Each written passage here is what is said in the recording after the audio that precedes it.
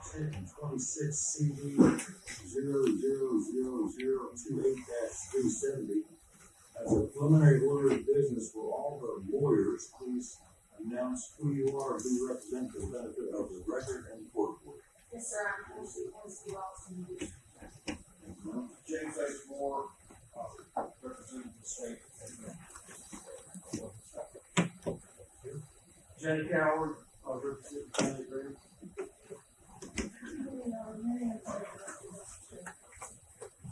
Morning, Your Honor. Keith Gregory on behalf. Your Honor, good morning. I'm your Chalmers, so we can bar with the non-party date we will find. Very well. Thank you very much. We have a number of pre-hearing motions to hear today, and we will begin with the motion to disqualify.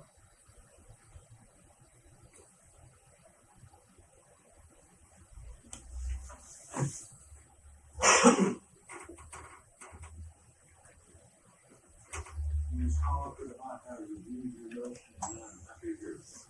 Thank you, Your Honor. It's the defense's position that District Attorney Welch is a necessary witness. She has inserted herself in this case as a witness. She, as was mentioned in my motion, in her petition, she verified both petitions, the original and the amended. She asked the court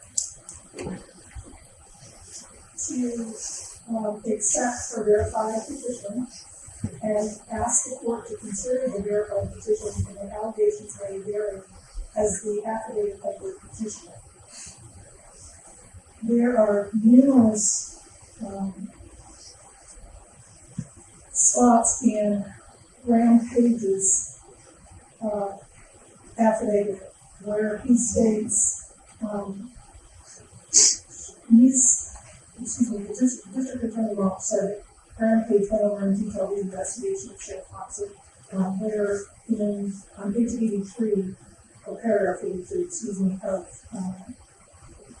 Graham Page's affidavit, he says that Sheriff Hoxit informed the District Attorney of the investigation. We need to clear that up on cross-exam. Further, in Graham Page's affidavit, paragraph 86, he said that Sheriff Hoxit and the District Attorney met alone on that day. I believe it was August 13th, 2025. We need to find out what their conversation was about, and that would be on cross-exam or direct of District Attorney Welch. In the petition, she states, paragraph 16, the undersigned DA agreed to reach out to North Carolina and State Attorney's Office for assistance in determining what if any kind of charges should be brought against Welch. We need to know who she discussed that with and what that discussion was about. On page 3, paragraph 18, District Attorney Welch said she learned of the affair. She doesn't state how she learned of the affair between Sheriff Hoxit and Adrian Mills. We need to further explore that. Page 3, paragraph 15, the assumption of a conflict when Sheriff Hoxit met with Ms. Welch on August 13th. He stated I had a conflict. She said she assumed what the conflict was. We need to explore that first. When Mr. Lindsay and I were retained in this matter, we met with District Attorney Welch. It was a Monday, roughly 2 weeks ago. She told us in that meeting that she would be testifying and that she was going to have Jay Moore insulate her during that process when she was testifying. She also did, if you remember, on February 13th when we had the WebEx, she again asserted that she was going to testify. And we believe that it is important for our client to be able to cross-examine Ms. Welch confront Ms. Welch. She stated that in her response to our motion that she spoke to the state bar and that they gave her an opinion. And the opinion was it's up to the judge.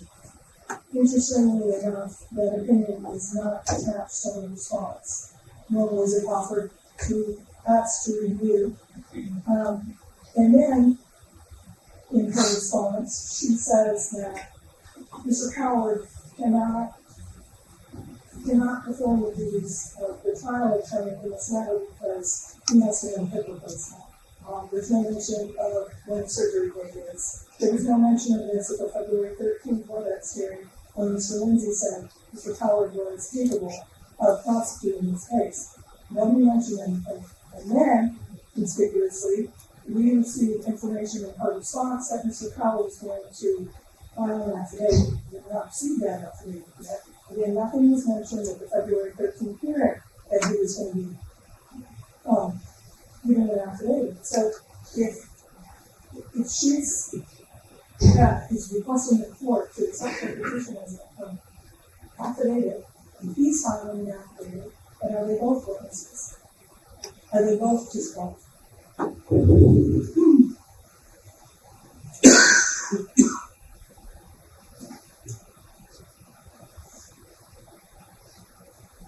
Also, in her response to us, she said that this is an intimidation tactic. It's not an intimidation tactic. We reached out to her and told her we believed in a letter that this was a violation of Rule 372 of the Rules of Professional Conduct.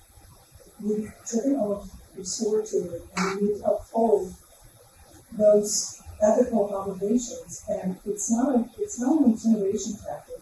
It's advocacy on behalf of our client. Mr. Howard is not a necessary witness. It's just a Attorney Welch's because she, as I stated earlier, considered herself a witness. She met with the Sheriff Hoxit several times, once in August and in January. She's met with Graham Page. She reached out to the Attorney General's office to find out if charges should be taken. She was directly involved with the Department of Insurance. And she said in her petition that Sheriff Hoxit was told not to pursue this matter. We don't know who told you that. That is something else we need to flush out with her as a witness. And also, we have the right to verify the veracity of her statements, and that will be done through direct cross-examination.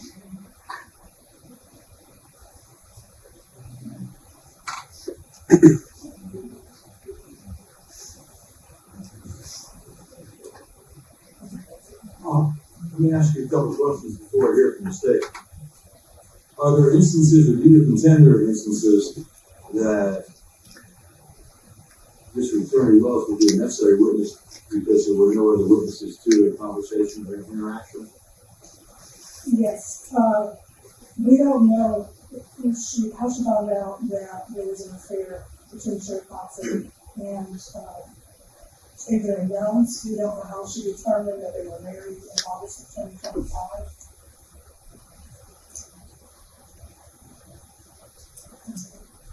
Also, in Graham Page's affidavit, he said that Sheriff Hoxit and District Attorney Wells were alone. And I believe we may have been wrong with Regarding what? this investigation.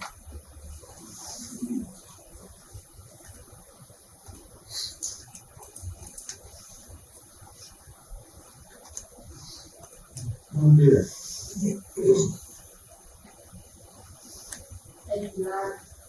I know that the court is very well aware of the law, but just for the record, and to protect the record, Mr. Lindsay and Ms. Oliver did send me a letter sort of mid-February asking me to recuse myself, indicating that they felt like I was barred under Rule 3.7 of the North Carolina State Bar from serving as an advocate and a witness. At that time, it was the state's contention that I likely could potentially be a witness. I've never had to actually argue a removal petition before. It's incredibly unique being the district attorney needing to file one of these and then actually living a hearing. So as this was progressing, I wasn't really sure whether I would move forward with this or not. I immediately reached out to the state bar the minute that I received Attorney Lindsay's letter. And so I did that in an email, and they immediately responded back, pointing out that there were, as you know, exceptions to the lawyer as a witness rule. And then I sent them back another email because I wanted to make sure that I wasn't doing anything wrong. And all the lawyers here in Your Honor knows that the state bar, if they find as an attorney you have done something unethical, particularly as a district attorney, your career is over. And so that's something that I take really, really seriously. They had a WebEx with me earlier this week, and there were two bar counselors on that line, one of which was Nicole McLaughlin, who's one of the senior general counsels of the state bar. And they, at that point, agreed with me that Rule 3.7, there's so many purposes for that. One is the confusion of the traveling jury. They talk about juries. That would be confusing to a jury, particularly. But, Your Honor, being a judge and knowing how this process works, there's almost no risk for confusion if, and that's a big if, I'd like to get to that in a minute, I were in fact determined to be a necessary and material and essential witness. I am a litigant in this case, which is a little unusual. Usually as the district attorney, you're representing the state of North Carolina, and the pleadings are criminal in nature, and it never says the state of North Carolina ex-rel district attorney. So this is really unusual. As Your Honor knows, it's not a civil case, it's not a criminal case, it's a civil, a non-civil, sort of what I would call a special proceeding. So the state would contend first that 3.7 would allow me to serve as a witness if I had to be, and an exception applies. Number one, I'm a litigant in this case. Number two, it would cause an unnecessary burden to the client. And in this case, the client is the state of North Carolina. I've known Mr. Howard for a very long time. He is an incredibly skilled lawyer. Is much more experienced in the civil realm than I am. And in no state have I ever think that Attorney Howard could not do his job. I was not aware of the gravity of what he was dealing with medically until I met with him this week. I have never seen Attorney Howard come in on pain. And I can tell when I met with him that he was in pain. And he was very candid with me, which I appreciated. And I asked him, may I share this with the court? Because, we already promised. And I didn't want to spill his medical issue out.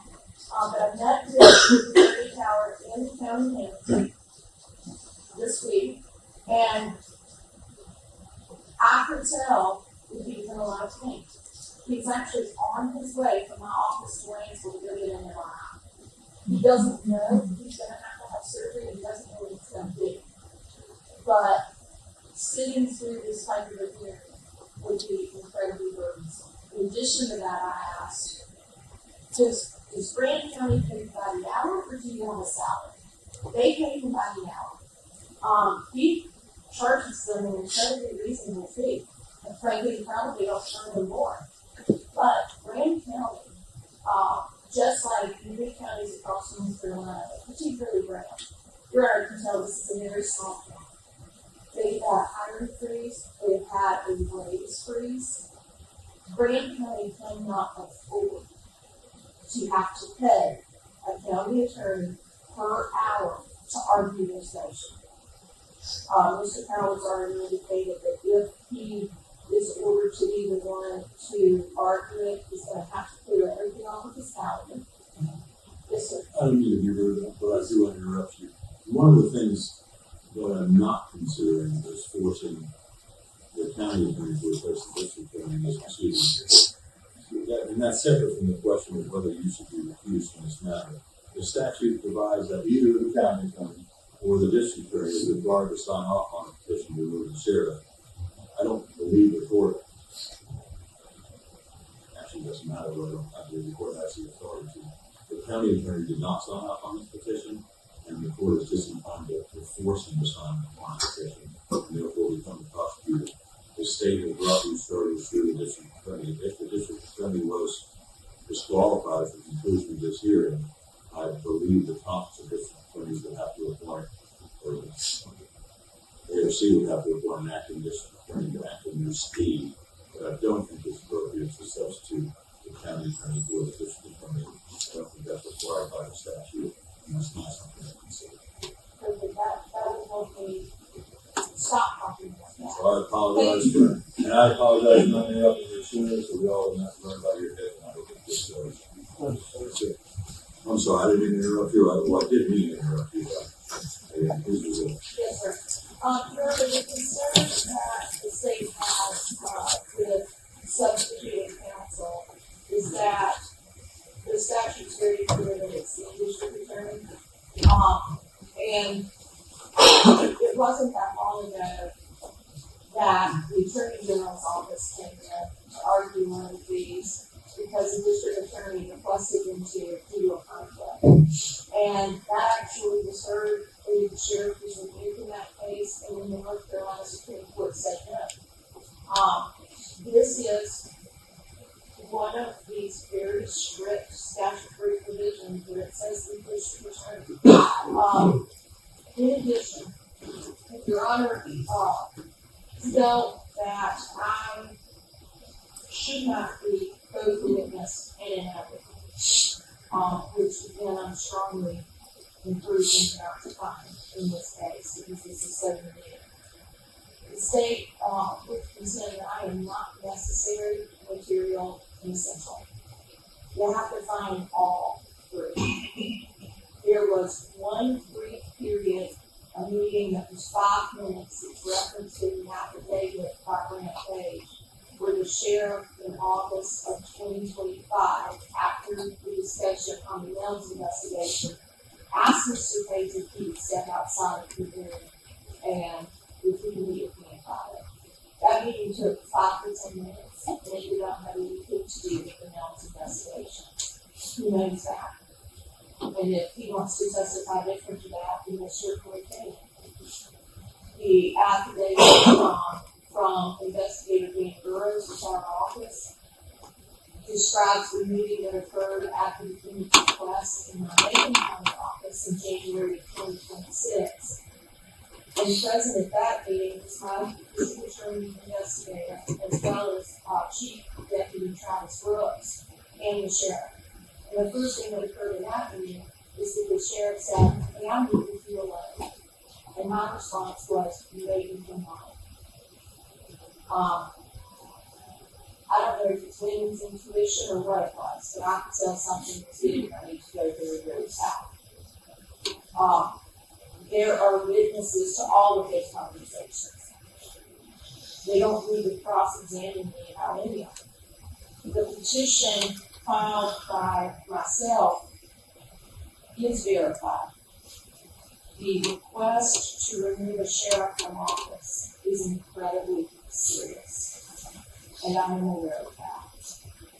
Short of a criminal case where you're asking the state to put somebody to death, this is probably about the most serious role, in my opinion, that a district attorney can have. There are plenty of affidavits. As to Jay Howard's affidavit, we weren't planning on calling him, frankly, until we started getting these filings this week. So it was very clear where this was headed. Rule 3.7, the bar is very clear, and so is the case law. 3.7 should not be used as a tactic to try to get an attorney off of the case. It's highly frowned upon. And it's something that only needs to be done in very rare circumstances. They have to show compelling showing of necessity. And there's several cases on that. State v. Rogers, which is a court of appeals, North Carolina, goes through that. State versus, and I'm going to mispronounce this, Hoxit, North Carolina Supreme Court from 2002. That a defendant must show that counsel's testimony was necessary and that it's essential, that it can only be retrieved by that one witness. Now, here you have an abundance of witnesses in this circumstance. The only time that I ever met with the sheriff alone, again, was 5 to 10 minutes in my office, and it had absolutely nothing to do with this case. Disqualification of counsel is a very drastic remedy, and Your Honor knows that. State v. McNeil, which is a North Carolina Supreme Court case from 1999, again stresses that disqualification of an attorney can't be done when the testimony is speculative, and it shouldn't be used again as a tactical device. Your Honor knows that as attorneys, and particularly as a district attorney, you are absolutely no good without your integrity. And in the filing, it is very insinuated, and Ms. Holliday didn't write this filing, but it is strongly insinuated that they want to cross-examine me and testify for veracity. That comes across as very intimidating and frankly offensive. What, I'm going to interrupt you again if you don't mind. Yes, sir. What, in the state's view, what part of this case would your credibility be at issue as far as proving these allegations? It's not. And I'll give the defense a chance to answer this question as well. How is this, it seems analogous to the court of the role of the district attorney in signing, saying, indicting, or a bill of particulars. Alleging conduct occurred, the state still has to prove that conduct occurred. But you're the person who signed to say the indictment or the bill of particulars, but the DA doesn't testify in those instances. How, again, I'll give you a chance to answer this question as well. How would this be any different than those instances? Still than this. I'm not going to speak on behalf of the defense. They seem to be putting a lot of emphasis on when I learned about this affair, when I learned about the relationship. They're not seeing the big picture. It's not really when I learned of it. And Your Honor can see this in the pleadings and based on the testimony and affidavits provided by independent witnesses that have come forward over the past few weeks, which is why we ended up with an amendment where it's not the relationship itself that's the problem. It's the failure to disclose and using the powers of his office to investigate someone that there is this profound conflict with. That doesn't have anything to do with the district attorney. And there were always individuals around for these conversations. Your Honor, this is a really drastic remedy. I would contend that the people of this district elected me to do a job. And they elected me sometimes to do things that were really, really difficult. This is probably the hardest thing as the district attorney I've ever done.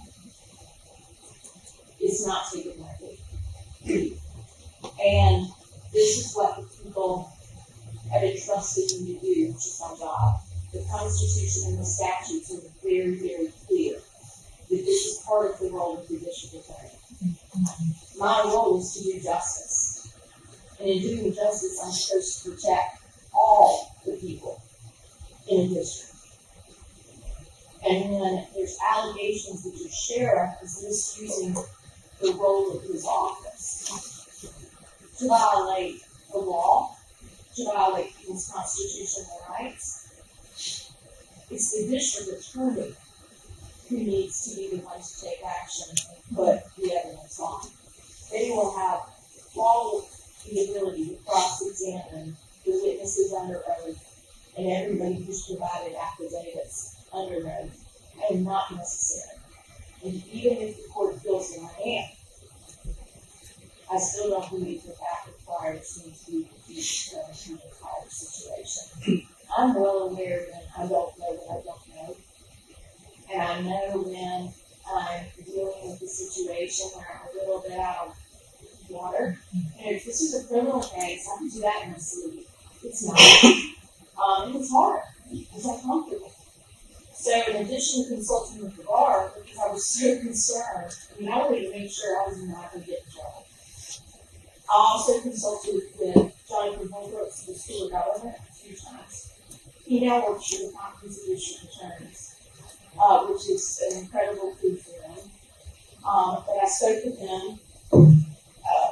He also, as we spoke, these are arguments that we both came up with. And then the other individual that I had the opportunity to speak with that, frankly, has been a wealth of information for me is Ronnie Mitchell. And he is from Fayetteville. He's a retired professor from Family Law School. He's still practicing. And he's one of the experts, in my opinion, in the state of North Carolina on removals and a lot, larger games of witness. I've spent a lot of time making sure that I'm not crossing the line. But what the state bar stressed today, and I am more than happy to provide with honor with the written guidance from the bar, and didn't want to include it to a motion because it's not something that I have to share. But I would be more than happy to provide it to your honor. I would ask that it be sealed. Where they say this is solely within the trial judge's discretion. And the court agrees it's within the court's discretion, and any advice the bar gave you would be significant to you, and you never the bar can bring up against you, but it would serve as a safe harbor. But even if the bar frankly advised you otherwise, it would still be in the court's discretion before you testify around. Are there instances where you met with, it seems like from the affidavit I just heard about, there's one instance where you met with the sheriff by yourself, as you described, 5 or 10 minutes. Are there other instances where you met with individuals where there was not a witness present? Yes. So the only instance would be a meeting with the sheriff himself, and possibly more than one meeting with the sheriff himself. There were 2 concerning this issue. The first one was the one in August where he came to the Hayward office and joined Kate. She was exactly from that. And then he asked for a meeting with Kate in January. And during that entire January meeting, I was never in a room with the sheriff. I had witnesses, and I made sure that I had a witness from my own office.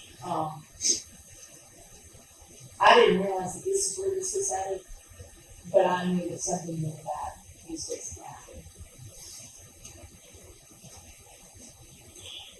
Thank you. Anything else about John? Yes. I'll give you one. Thank you. Yeah, Mr. Attorney Welch is correct. This is a very serious act. We are taking it very seriously. And we believe that she is a necessary witness, and we have a duty to that family to test the veracity of her statement. There was also, in her petition, she stated that she met with the sheriff's attorney, and the sheriff's attorney told her directly contradicts what I can say. That is something else that we need to be able to flush out. And with regard to what Your Honor asked her as far as an indictment is concerned, the difference.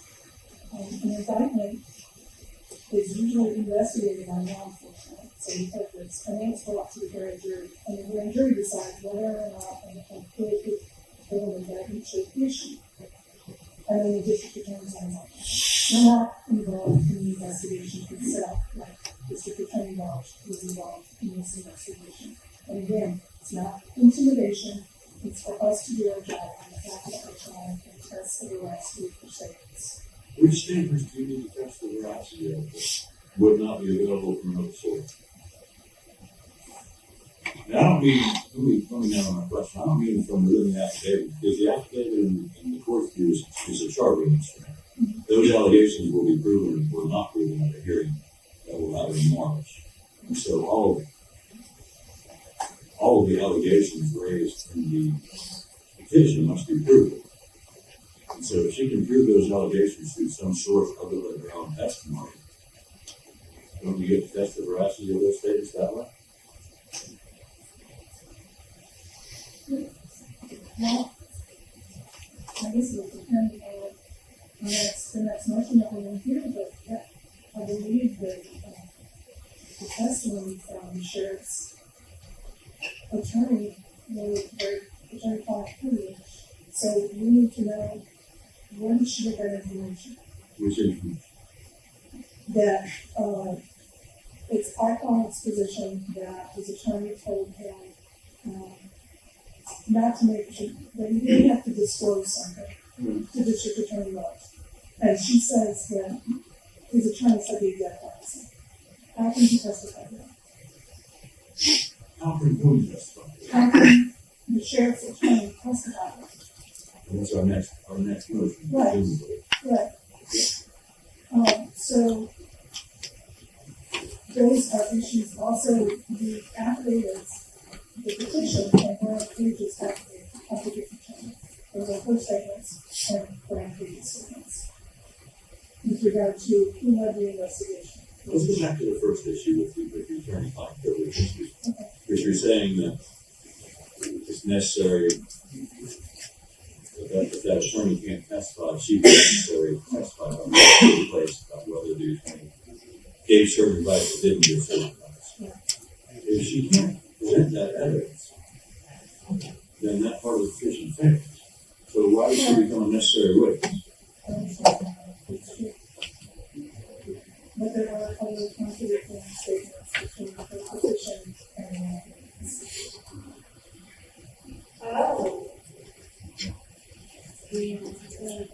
Oh, and I'm sorry, I'm one other thing. You're one thing I had, maybe she was a attorney. If you call them and have case in chief, and if he's supposed to be the witnesses, what will happen? Sequestration is required, of course, on motion in the criminal case. This isn't a criminal case, so that will be a question that the court will have to address if it came up. Are there instances in your view that the district attorney had conversation with witnesses other than the sheriff outside the presence of a third party witness? I'm sorry, can you repeat that? Of course. Are there instances that you contend the district attorney had conversations with witnesses other than the sheriff where there wasn't a third party witness present?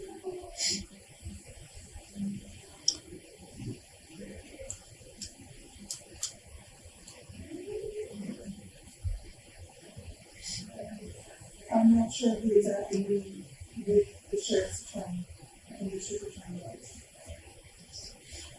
And also, just to go back on what you said with the witness sequestration doesn't apply. Or Oh, I didn't say that. Okay, I said that would be something I'd have to deal with when the time came, but this is not a criminal case where it's named. right, but the case law that we have for this instance, Husky says the rules of civil procedure and the rules of criminal procedure do not apply to these. Right. So, No, tell me what you meant by that. I didn't follow.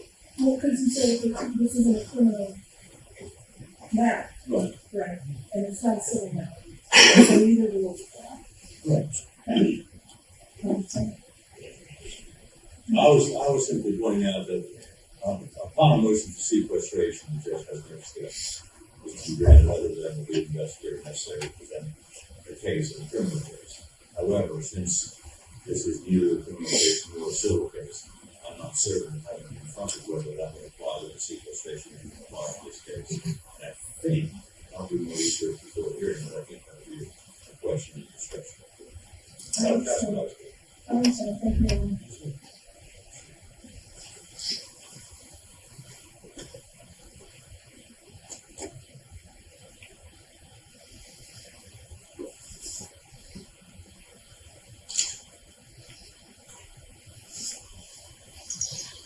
As to the disqualification of District Attorney Welch, is there anything else you would like to tell me about that?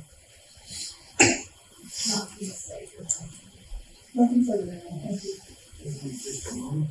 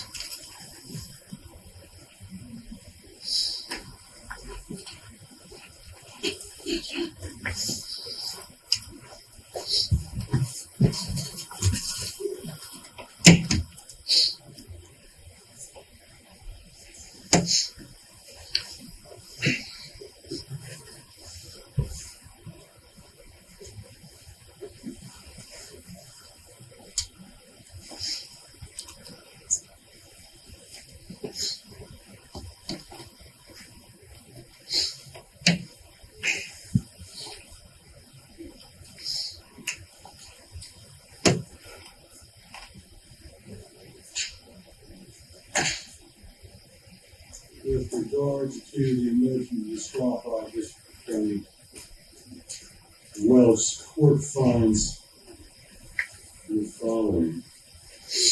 The information presented to the court, the only meeting is not witnessed by a third-party individual in this matter, or potentially a meeting with the sheriff's attorney and a meeting with the sheriff himself. In both instances, that information will be available to the defense, either through the sheriff's attorney, who is the sheriff's agent, or through the sheriff himself, who will have the meeting in question.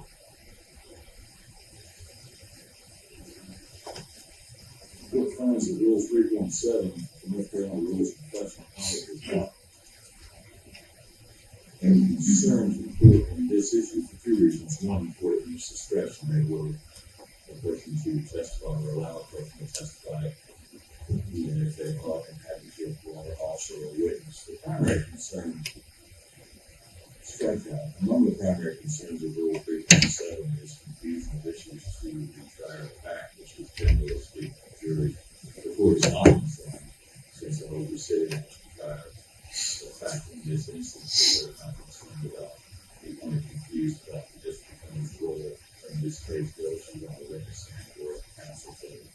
So I don't find Rule 3.7 to be a compelling reason to disqualify the district attorney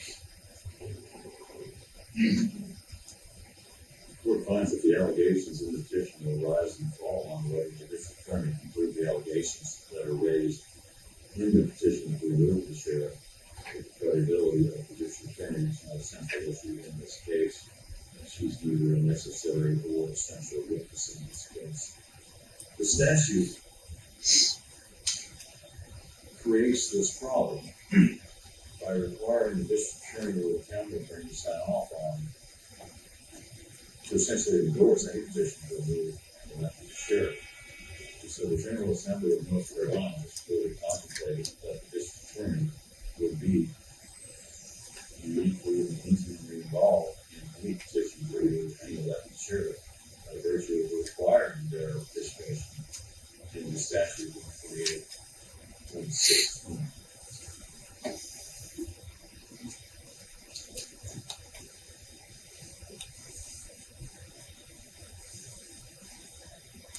Based on those findings, it finds that District Attorney Wells is not a necessary witness in this case. The disqualification is not necessary, and the motion to disqualify her is denied. For the record, the defense respectfully rejects and takes exception to this. Certainly. The next motion we have, I believe, is a third party to plot a subpoena. Yes, Your Honor, that we can facilitate here. No, that's okay. I'm sure somebody will give you this. Thank you. Ready to proceed, Your Honor? Yes, sir. Would you again say the appearance for the record? Sure, yes, Your Honor. I'm Nick Armbruster of the Wake County Bar, and I represented an appearance on behalf of Don Hardy with the state of Virginia. And Mr. Wicharama is the sheriff's office. He's the attorney for the office of sheriff. He was formerly the attorney for the office of the sheriff during all relevant times in this position. That's right. What does he know? He is not currently the attorney to the office of the sheriff. He currently serves as the sheriff's attorney for 5 western counties of North Carolina, but his engagement with Grand County has ended in the fall of 2005. But from 2023 to September 2025, all relevant times for this petition, he was engaged as counsel for the engaged by Sheriff Hoxit as counsel for the office of the sheriff. You can give me one moment while I pull up your motion. I've read it previously. Sure, of course.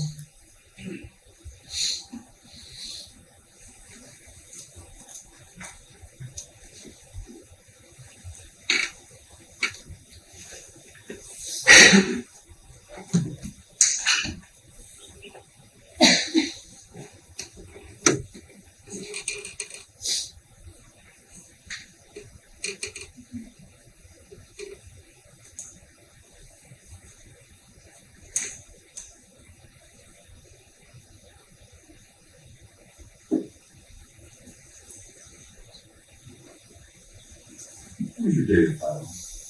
I filed this on February 9th, Your Honor. Yes, February.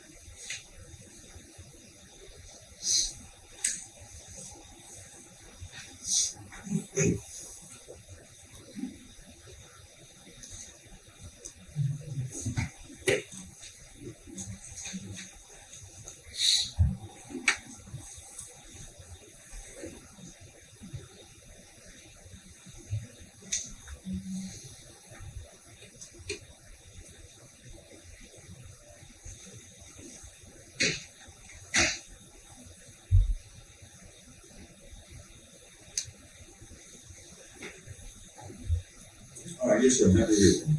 Thank you, Your Honor. Again, in this matter, my client was formerly the attorney for the sheriff's office at all relevant times during this alleged petition. We were here on my client's motion to quash the subpoena against him. The district attorney issued a subpoena against Mr. Rama on February 3rd, and he was served with the subpoena on February 9th. He also moved to quash the subpoena, happened to be the same day he was served, but we were planning to move to quash. In terms of what the testimony that's anticipated from my clients, unlike a normal civil case where maybe you don't know what the witness is going to be called about, in a petition for removal, the petition has to set forward what references my client in the petition. In paragraph 23A and C of the petition, it is alleged, it's claimed that Sheriff Hoxit had a conversation with the district attorney and an investigator, where it's claimed that he said that he believed he didn't need to disclose conflict of interest by having a relationship with Liberty Mills because my client had told his counsel that he didn't have to disclose. That's what is stated in the petition. It's also stated in paragraph 23C of the petition. It's claimed that Sheriff Hoxit revealed that he didn't reveal to his attorney that he married his counsel. Your Honor, any conversation with Mr. Richard Barama and Sheriff Hoxit regarding issues of conflict or interest or the sheriff's duties in office would be attorney-client privilege conversations, and the privilege lies with the client, as you know, Your Honor. We understand, I'm sure, the district attorney and Sheriff Hoxit's attorneys will chime in after I argue, but we understand that Sheriff Hoxit is not intending to waive the privilege, and so my client either needs to have the subpoena quashed, or if it's not going to be completely quashed in direction, it's still he's going to be required to testify as to what point. I also point, yeah, Because I interrupted everybody else, so I interrupt you. you should, yes. You said the sheriff doesn't intend to waive the privilege. Didn't he waive the privilege by discussing counsel he may or may not have got from his counsel? Well, I think, Your Honor, that is a fair question. Again, you referred to the petition just before, sort of the charging document. This time, these are allegations. So it may come to pass that the district attorney is able to show that some waiver of the privilege happened, and that may change the circumstances. But as for right now, I do understand that the sheriff is not intended. It's also an amended petition, so let me just mention that, Your Honor. In the amended petition, there's an affidavit from Sheriff Deputy Page, and it relates conversations and claims that happened with my clients. But the sheriff's deputy certainly can't waive the privilege, so that's probably something that we need to out loud. I can't see it, but I don't know if they're going to ask so we can go on about that. But that's clearly a conversation we've had with the deputy sheriff, who's part of the sheriff's office. So those communications, and it's not, that deputy should not have the power to waive the privilege. This conversation took place at some pergola. Yeah, it's something that it's a little bit colorful with the details. I don't know the dates, the dates, but just hope the details otherwise. But in any event, so in short, Your Honor, at this juncture, we believe the subpoena should be quashed, or if the court's already going to make some sort of orders to direction this issue of whether the conversation occurred, as alleged in paragraph 23A, about whether he was given advice on that was waived. The court also could limit the granting of the motion to quash as opposed to that level, but I think that might be premature. At this point, I think the subpoena should just be quashed. I would also point out just a logistical issue with the court, because in reviewing the case law, these attorney-client privilege issues where a court has to grapple with this issue, all those cases are interlocutory appeals, and the Court of Appeals says it affects a substantial right. So as a practical matter, if the court is to order now that it's going to be allowed, the court is going to be compelled to testify something to deal with an interlocutory appeal. And if the scope of the, I'm not the district attorney bringing this case, I'm not defending the sheriff in this matter. To my view, the scope of the petition is a very small part, and I'm not knowing whether it actually comes forward in the hearing, whether this needs to happen. And so if they need to rebring a subpoena, if the attorney is waived, that could be done in the future. Lastly, Your Honor, just for the benefit of the court, I don't know that that's necessary, but my client is present in Robbinsville today, so if there needs to be an impairment here or something, since there was a subpoena out there, he's present in the town, I don't know that's necessary. So we would ask that the court watch the subpoena on the alternative, limit the scope of the subpoena, and when the parties appeal wherever they do. But just in defending my client's duties, ethical duties, we ask for the subpoena to be watched. I'm happy to answer any questions, but I think it's relatively straightforward. It is relatively straightforward, as much as it can be. Yes. With attorney-client issues. Yes.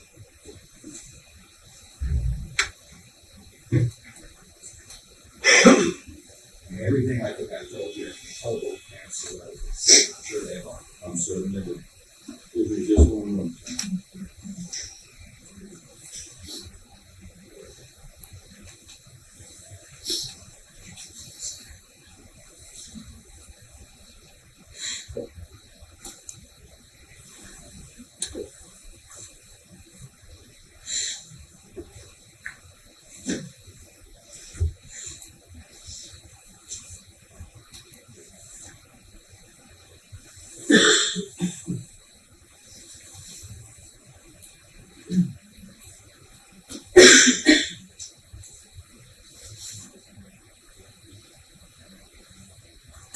would you like to go next?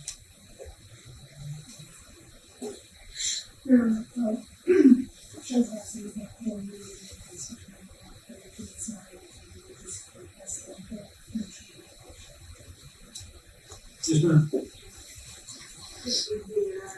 We already intended to ask Attorney DJ anything that would be privileged, stating that the sole purpose is that the sheriff had a place blame for his behavior. And the attorney simply said what the sheriff indicated during the meeting, whether witnesses were present, it's not true. So if the sheriff's going to make a contention that it was wrong, something is already told him to pay, that's completely contrary to what the standard indicates. I don't know if we need to do any camera on that. In addition to that, the attorney is going to the sheriff's attorney who resigned in September 2025.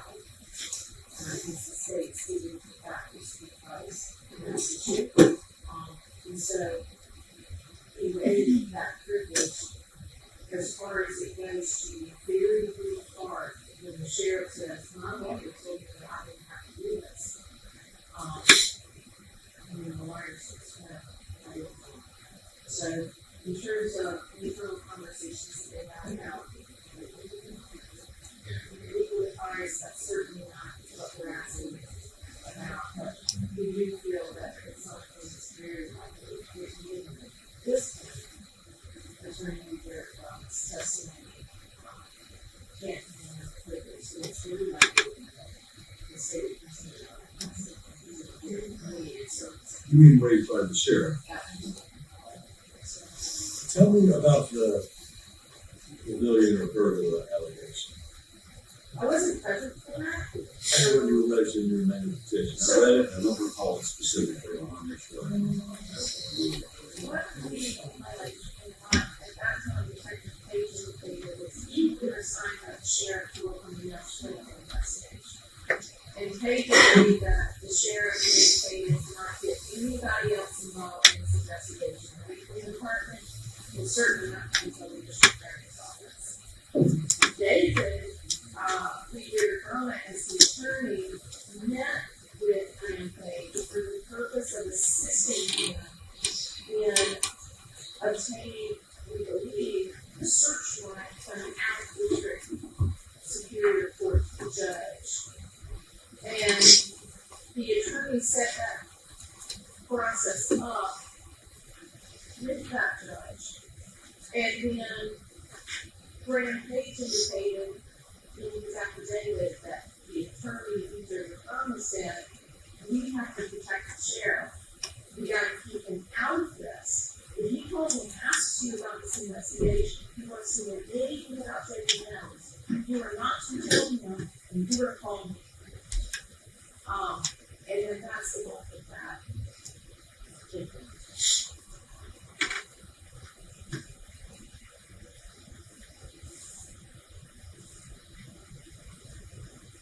So the conversation, or whatever interaction happened at the pavilion, dealt with obtaining a search warrant, and the sheriff's attorney advising this employee of the sheriff to keep the sheriff out of the investigation because he was refusing the investigation. Yes.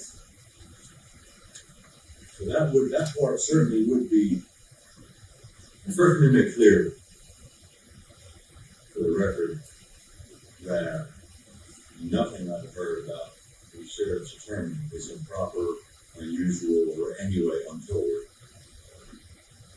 Sheriff's attorneys help get search warrants, they help them out of town judges for convenience and a host of other reasons, and they give advice to sheriff's deputies and they give advice to sheriffs. So, I don't think, and I'll get corrected, but I don't think anybody's alleging that he has done anything wrong or untoward or unnatural in any way whatsoever. Am I correct on that? You are correct. You're not alleging that at all. In fact, it's the same officer. I just wanted to make sure I was clear on that and that the record was clear. So, but in that pavilion conversation, he is giving legal advice to the deputy sheriff. And that would be privileged to you. And without a waiver of the sheriff of that, it seems to imply that would be off limits of attorney-client. If the conversation occurred, it's a lesson in that day, we're discussing the local court, but if it occurred, it would be a thing. So the only question left then is, in my mind, and I'll wait to be corrected, is whether or not, if it is shown that the sheriff said, my attorney said not to tell the district attorney X, and the sheriff's attorney says, I didn't tell him. That's the obligation. That would be the only purpose for calling the sheriff's attorney. You would not be asking me about anything else. Yes.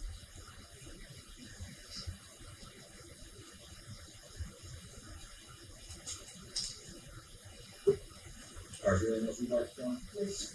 Council, narrowing it to that legal issue, if it's established that the sheriff said my attorney told me X, isn't that a waiver of the privilege that would allow the attorney to say, I don't tell him? I would agree that sounds like it'd be a limited waiver under the law. It's not a Neither of the vice, if possible, the sheriff's attorneys and close proximity to the trial site. How goes it? Would probably be here 5 to 10 minutes. Yeah. Would you mind asking him to come on down here with a discussion chambers with him? I will be. Well, before I do that, if you consent to that. I think it's in the court's discretion to allow my offer that or what it is. So. Or once, let's do it. So we'll come back to this matter after we discuss the planning road with former sheriff.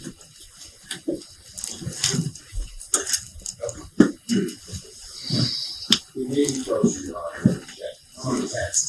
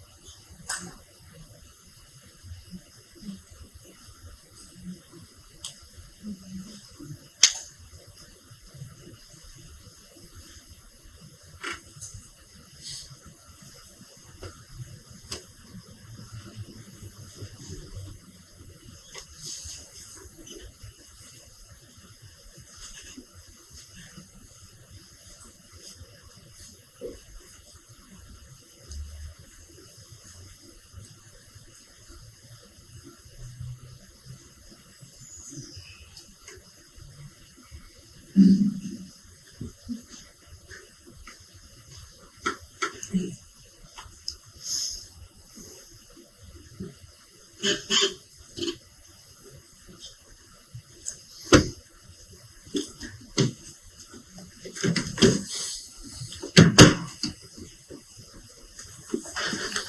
he was closer than we anticipated. He was, Your Honor, for the record, my client is here now.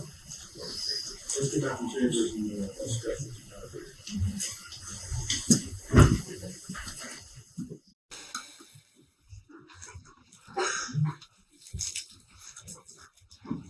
We're back on record. And this case after discussion with counsel and chambers, I would note that the attorney-client privilege, of course, is sacrosanct in the law. It's one of our most important premises in our communications. Very few occasions where an attorney can be forced to compel the testimony. He said to a client, because that advice is supposed to be private between the attorney and the client. One of those instances would be if the client waives his attorney-client privilege. And you can waive that by saying, I waive my attorney-client privilege, or you can waive it by saying what the attorney's advice was. You can waive it by either doing it intentionally or doing it intentionally through actions. In this case, the only question is what the final appropriate for the sheriff's attorney to be asked. And it is appropriate to be asked if a certain threshold was met is as follows. If it is established through competent evidence that the sheriff disclosed advice from his counsel, specifically that the sheriff said he was advised not to tell the district attorney about his relationship with his paramour or wife, or whichever that was. If he disclosed the advice he allegedly got from his attorney,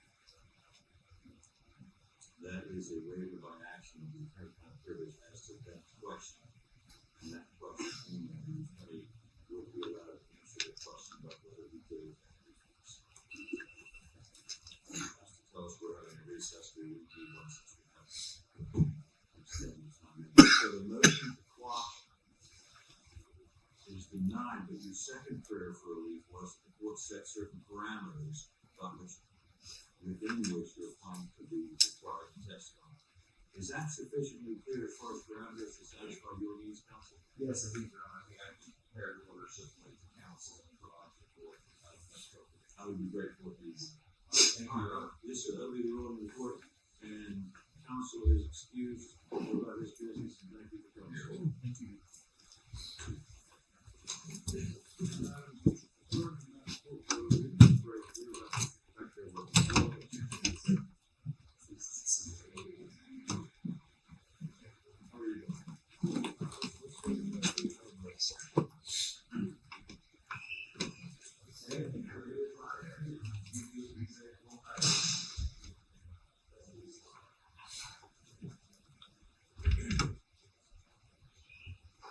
What would you all like to hear next?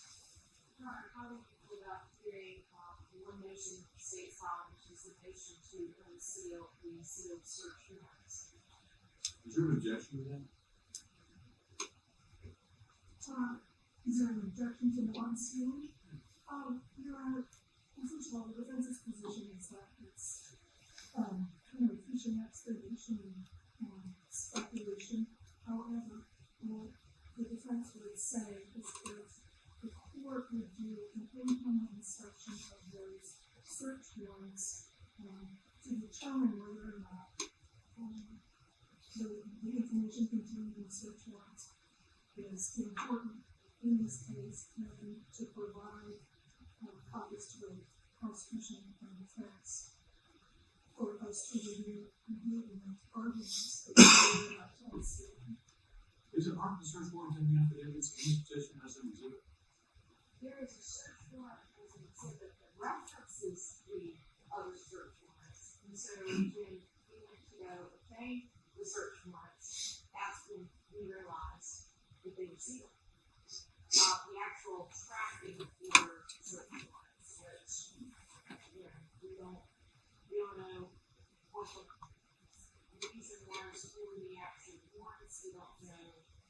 have it sealed, we don't have to recap it sealed. Other than they were, from our understanding, search warrants for tracking devices to be placed on two vehicles. And then they were sealed.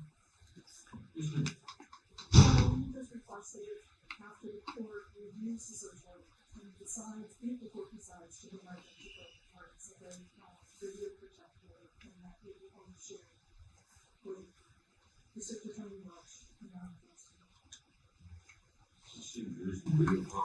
I don't, the only thing that I would ask is we may need to relook at our position, and certainly at that time, we could ask the court to seal those, issue protected orders, but we may put them in a limited position and irrelevant. It's just safety needs to be really We would request that you guys to have another review to, come before the court and argue as to whether or not they are, that they do need to be included in the petition. And then the petitions. Yeah, let me address my first concern first, which is, there's been an amended petition, now you're talking about an amended petition.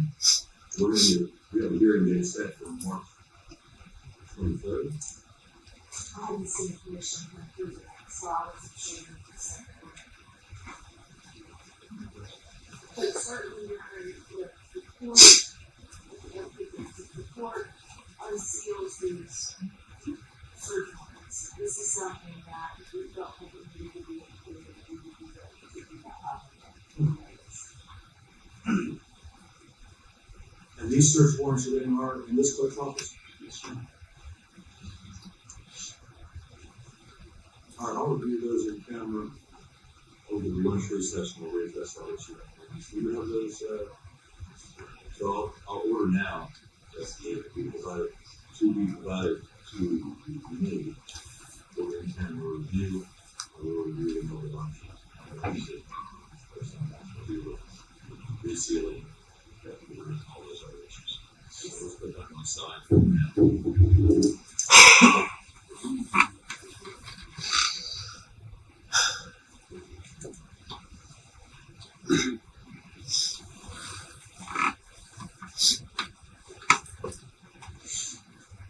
And based on the look at supplies and party spaces, I will tell you all the convention is set up here for this week of March 20th. I think there's court on Monday, so we may have to start Tuesday.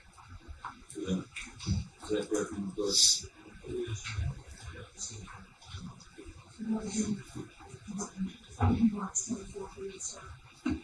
Yes, the session will be for the week of the 23rd, but I don't think we'll have a court until the 23rd.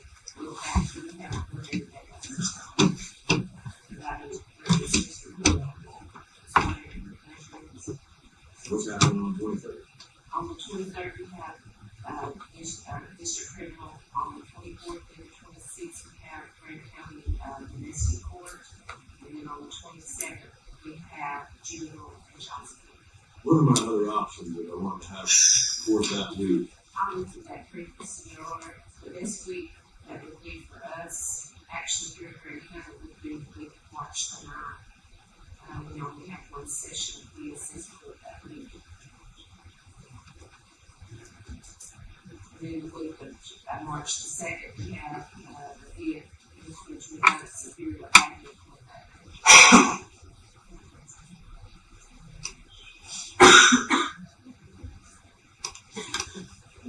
Neither of those will work for the court. We'll move it, we've had courts in the community building before, we can have that, whatever, we made a chief district court judge there. And I'm happy to have this hearing in whatever the community building is rather than in this court too. This room will be the best for this. How angry the district court judge is going to be about She's not my that. Okay. Well, then does it matter what day we start? not the best, Your Honor. We're going to have a hearing on this matter on March 23rd, beginning March 23rd, 10 a.m. We'll begin hearing.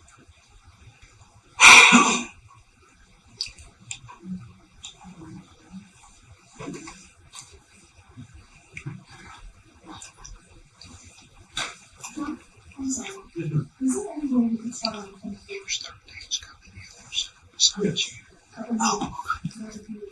There's a good reason? Yes. Tell me the good reason. I have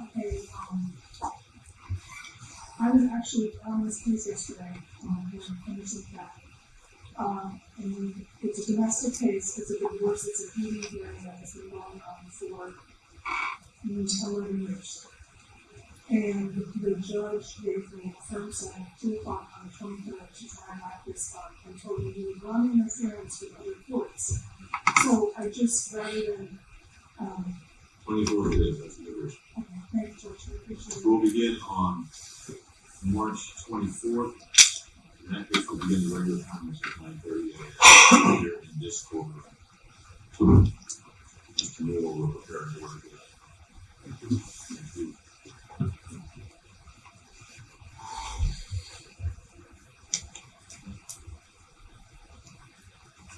Other motions. Judge, would you could address the motion to dismiss as filed on the offense on February 11th? You did file 2 motions. Judge, the motion to dismiss that was filed on February 11th, the reason for the request for dismissal, there are 2. One has been resolved, and that's the personal jurisdiction of the sheriff. However, it's the defendant's position that the court lacks subject matter jurisdiction because the summons was not issued with the petition. And the petition was filed on January 29th, and I believe, according to the rules, the district attorney's office had 5 days to issue the summons. If you look at the rules, Which rule? okay, sorry. Specifically, 162.16, which is when the sheriff is required to serve either a summons or a judgment, it lists how it's supposed to be done. And it also states if a sheriff becomes a party, then who's to serve him, whether it be a coroner or the court.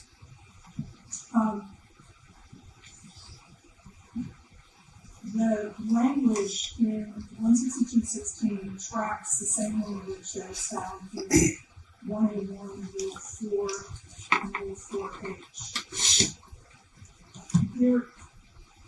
I don't know of any process, any lawsuit that can be filed without a summons. On a civil side, in criminal, it would be an indictment or a warrant or a criminal summons. The only action I know of where summons is not required in the beginning would be a petition for an ex parte petition.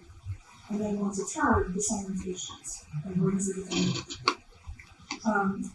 The summons is what gives the court subject matter jurisdiction. And if you review the statute that this petition was filed under, 128.16, there's no exception carved out as to summons being issued or not issued. And we have reviewed not only civil lawsuits, but special proceedings. This is similar to a special proceeding, and the special proceedings will say that a summons must issue.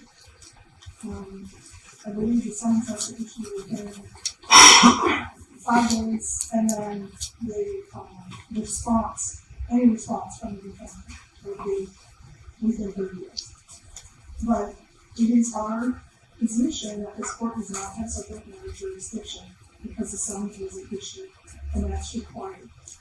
We cited case law in our brief. There was one where a petition by DSS was filed, and the parents, a petition was filed, and the summons was issued. The parents came to court. They asked for the matter to be dismissed. The court said, no, I have personal jurisdiction and subject matter jurisdiction over that. And the Court of Appeals said no.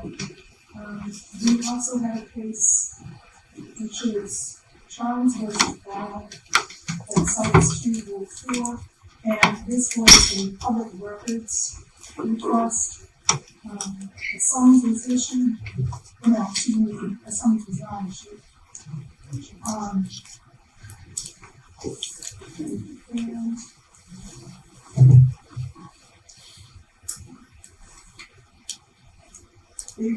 although it was special, there was a, required reasons for issue. I can't find anything in the one here that says no summons administration. And as I said, there's no conduct exception. There's some disclosure competition.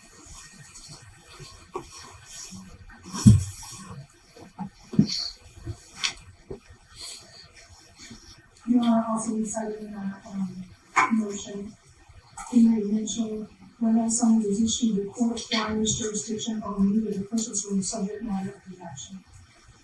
And it emphasizes the importance of the summons, and although the state contends that civil procedure and criminal procedure rules do not apply here, that case that I cited earlier, Hoxit, says that at the very least due process applies. And it's our argument that a summons should have issued in order to give the court subject matter jurisdiction.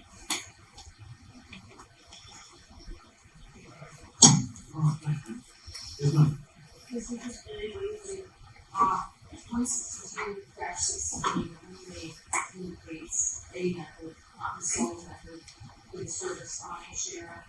With the price 210, North Carolina Appellate Court 261 says that an order by a court negates the need for a summons.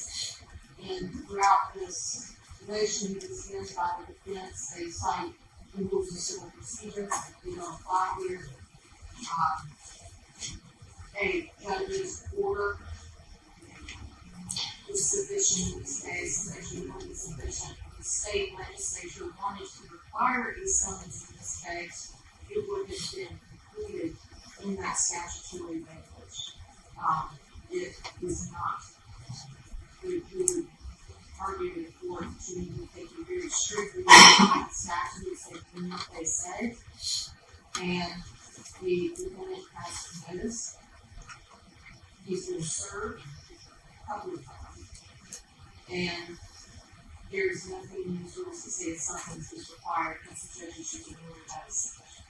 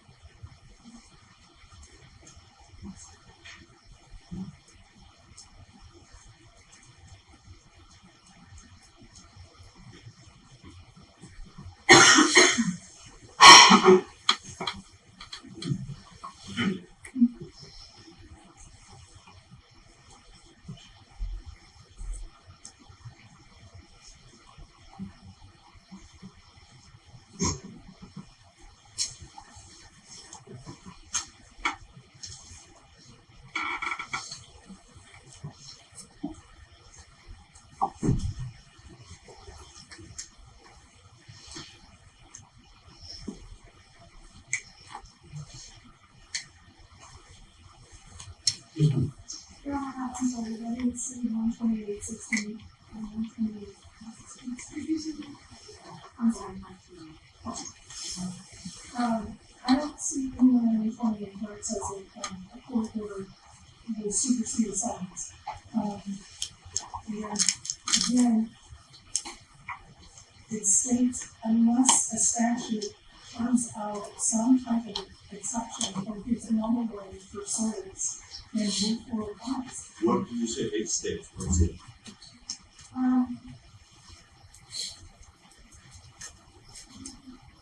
Charles versus Cecil Brown. And what is that case? Is that the DSS case you were referring to? No,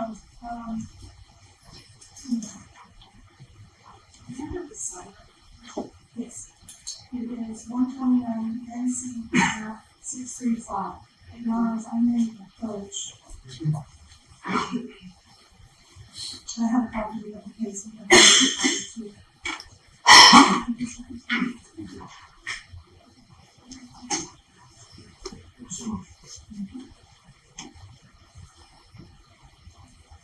That case states that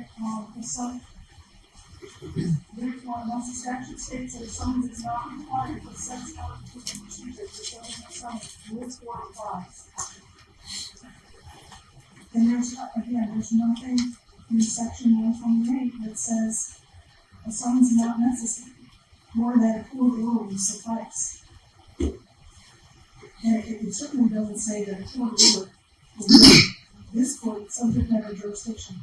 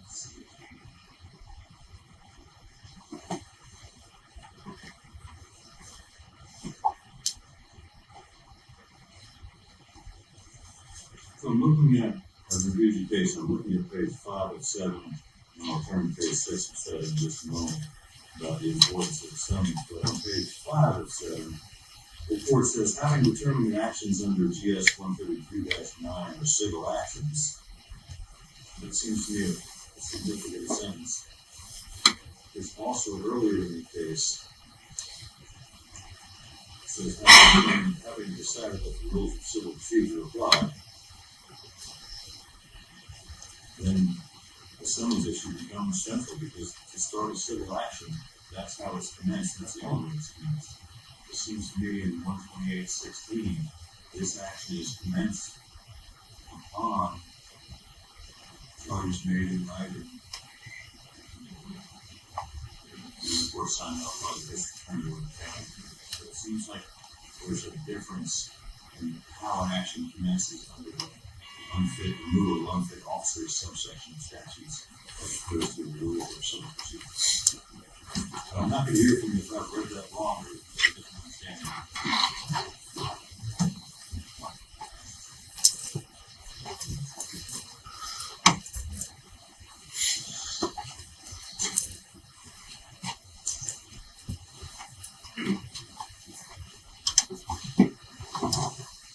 I'm just pointing out that page 6 of that decision, it says, The summons is required in every case unless otherwise provided by statute.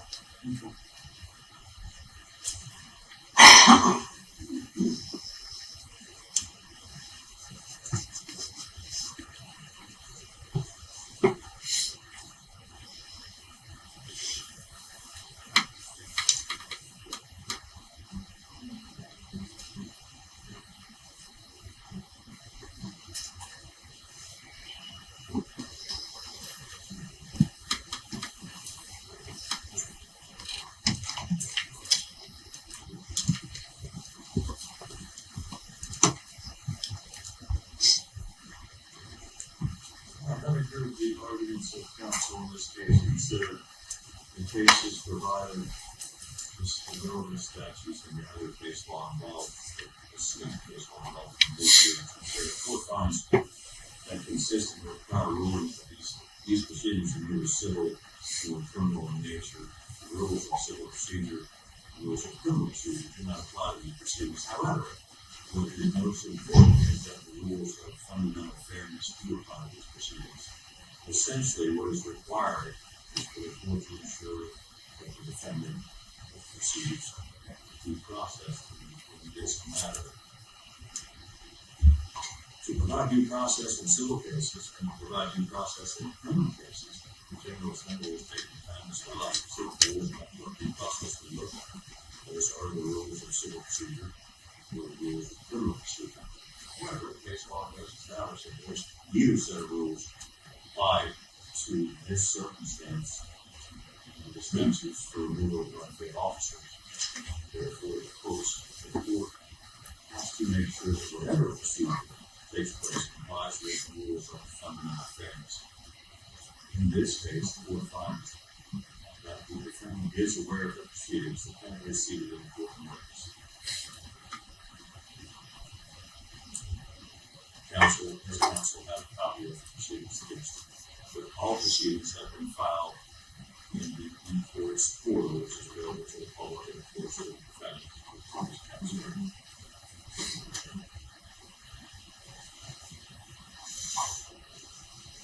So the notice concern and the service concern is addressed by the fact that the sheriff is here, literally has notice of these proceedings. The second part of fundamental fairness due process requires an opportunity to be heard. Of course, the court has just set a full hearing, adversarial hearing, be set in this matter for March 24th. Tuesday, the sheriff have a full and robust opportunity to be heard. So having found that he does have notice of the proceedings, he can serve with the proceedings, and that you have an opportunity to be heard, the court finds that fundamental fairness due process has been satisfied. The court has both personal jurisdiction over the defendant and subject matter jurisdiction over these proceedings by virtue of the legislation for removal of unfit officers and the petition filed prior to this matter. So based on those findings and conclusions, the motion to dismiss it. Thank you, Alan. For the record, who defends respectfully rejects the exception to the consent. So moved.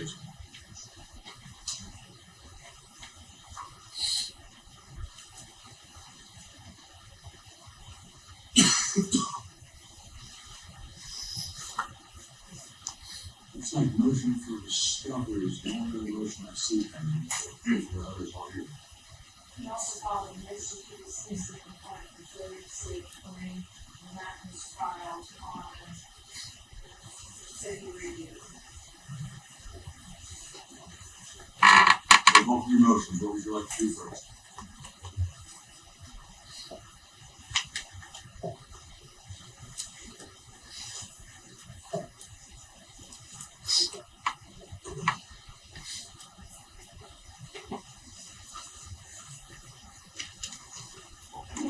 Defense's motion to dismiss based on an 18th of the hearing. Of course. What would you like to tell me, man?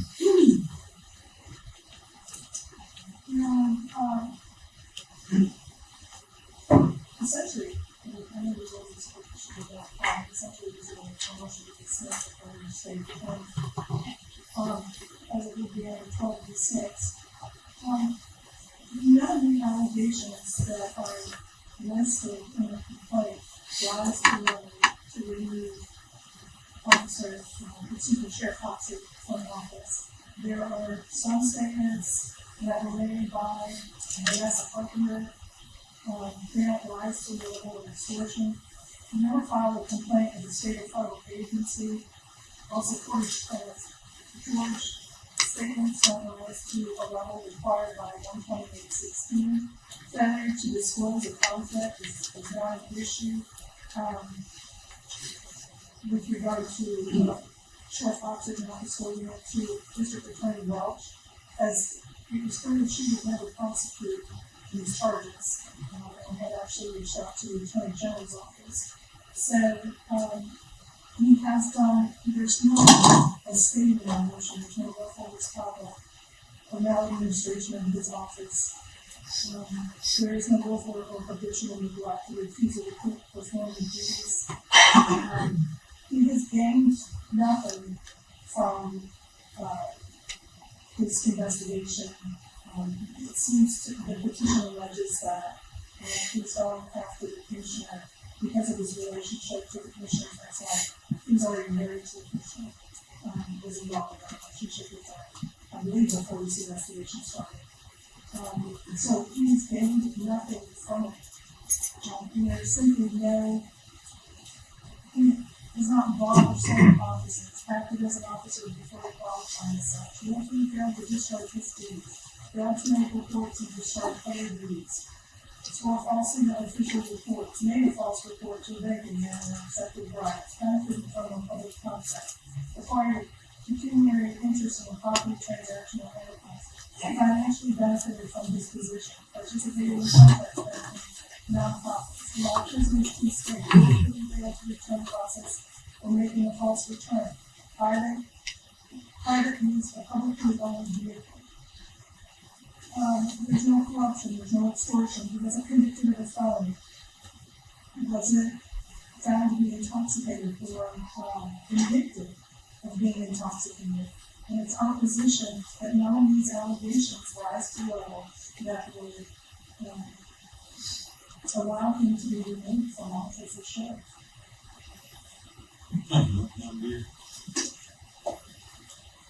Just briefly, you only have to show one of these issues which are 128.16 for the sheriff's duty.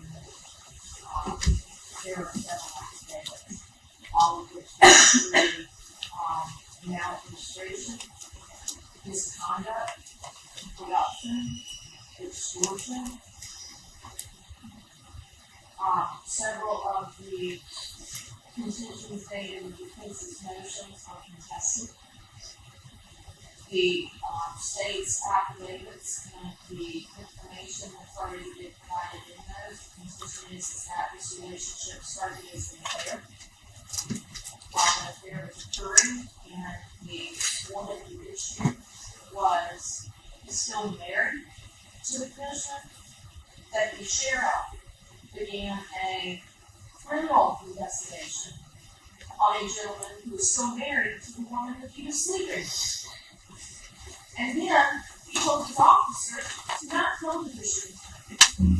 He sent them to out-of-district judges to get tracking orders on what would essentially equate, if all of the evidence is true, to a white-collar crime. In a small county where we couldn't get the sheriff's office to investigate homicides appropriately. All of that is the evidence that will come out during this hearing. And that, in and of itself, is maladministration. He's using the powers of his office to violate someone's rights, obtain information that he would otherwise not be privy to, and do things like with search warrants sealed, and place trackers on an individual's car. Ask an employee to create a fake email to obtain information about a commissioner whose spouse he was in a relationship with. That is incredibly bad. In addition to that, he told some of his officers, if you tell anybody about X, Y, and Z, some of which had nothing to do with this, you will never work with law enforcement again. That's extortion. And it's also corrupt. This is an issue that is best left to the prior of fact after hearing evidence, and there is certainly enough the state to contend at this point to move forward. Turn your vote.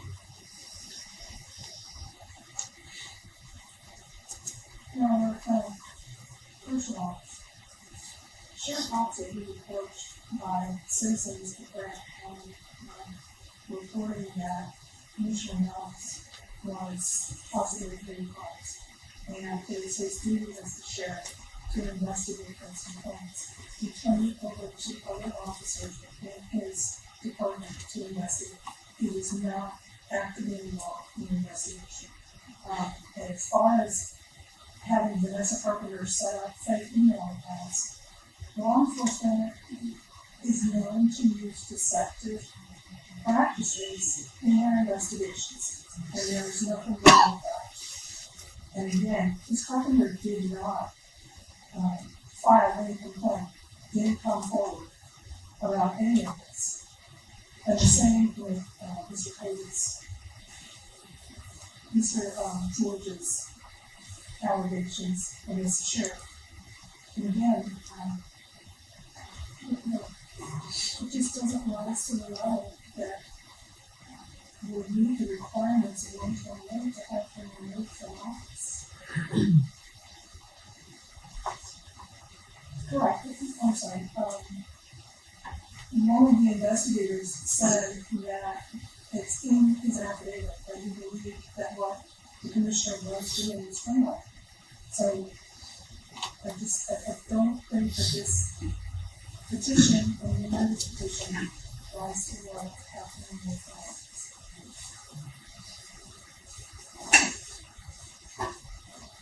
Having heard the arguments of counsel, having considered the petition, having considered the Superior Court judge's order to suspend the sheriff, considering the definitions in the statute on page 16, specifically the definition in our North Carolina General Statutes of extortion found at 14-118.4, considering the definitions of corruption, willful misconduct, maladministration, office, those definitions being common usage or not in sense. At this time, we shall proceed here on March. Yeah, I'm sorry for the record, the defense respectfully rejects and takes exception to the court's ruling. So noted.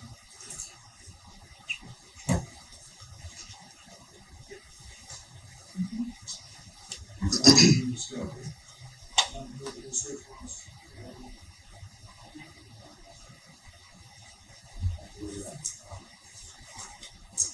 All right, motion for discovery.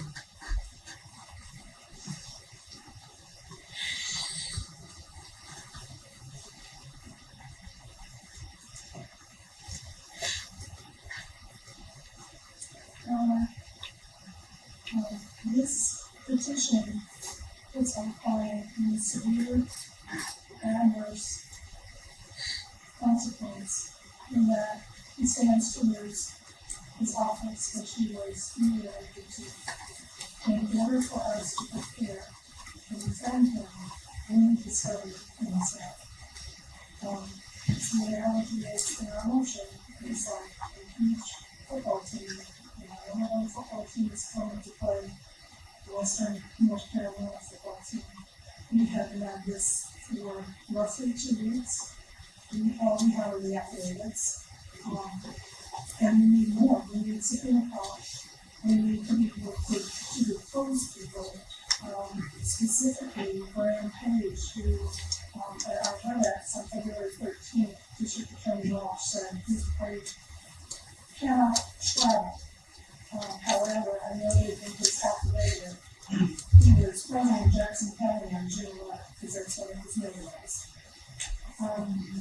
We're requesting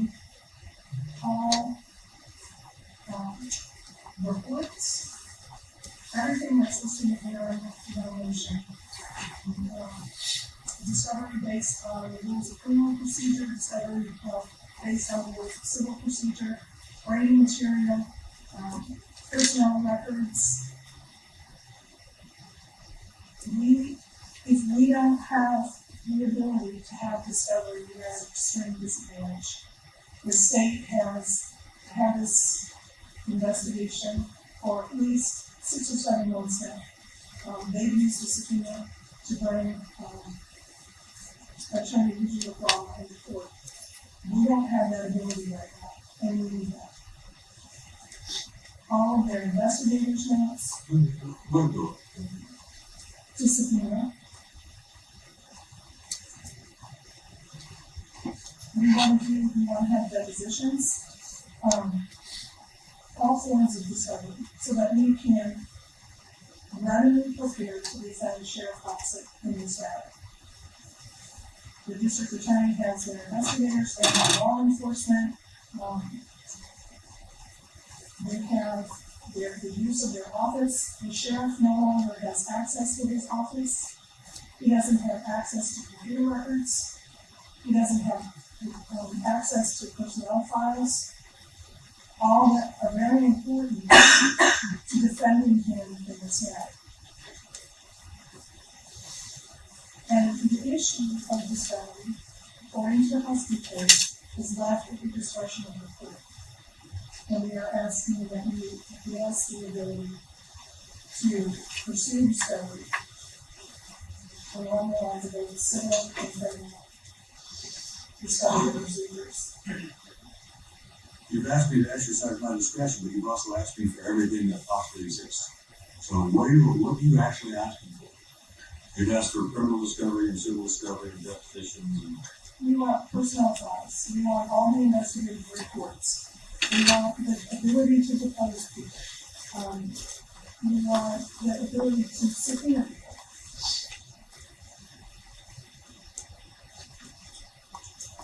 We want the video of the sheriff with an orange thumb drive, and that you be seen at the sheriff's department on possibly 3 different occasions. We want the videotapes for that. Any recordings of witness interviews, we want those. Any that are video recorded, we want those. And we want the ability to depose this alleged witness, Graham Page, who is supposedly in Indiana, but as I said, he was in Jackson County on February 11th when he swore his affidavit. So apparently he can tell. He was represented on February 13th and he can't travel.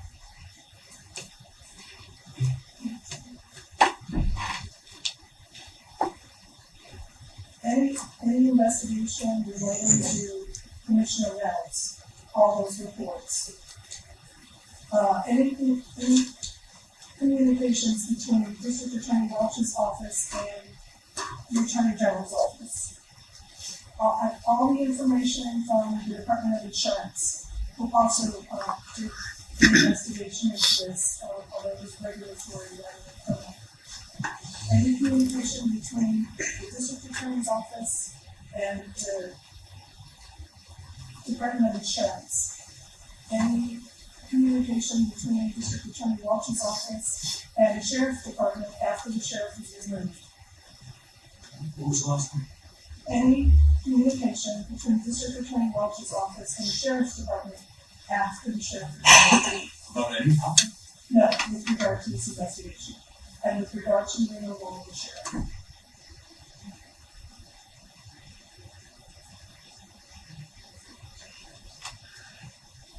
And any and all evidence outside the affidavits that the state intends to use against Sheriff Hoxit.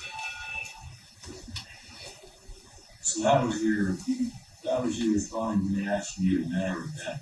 Yes. Making sure I understand.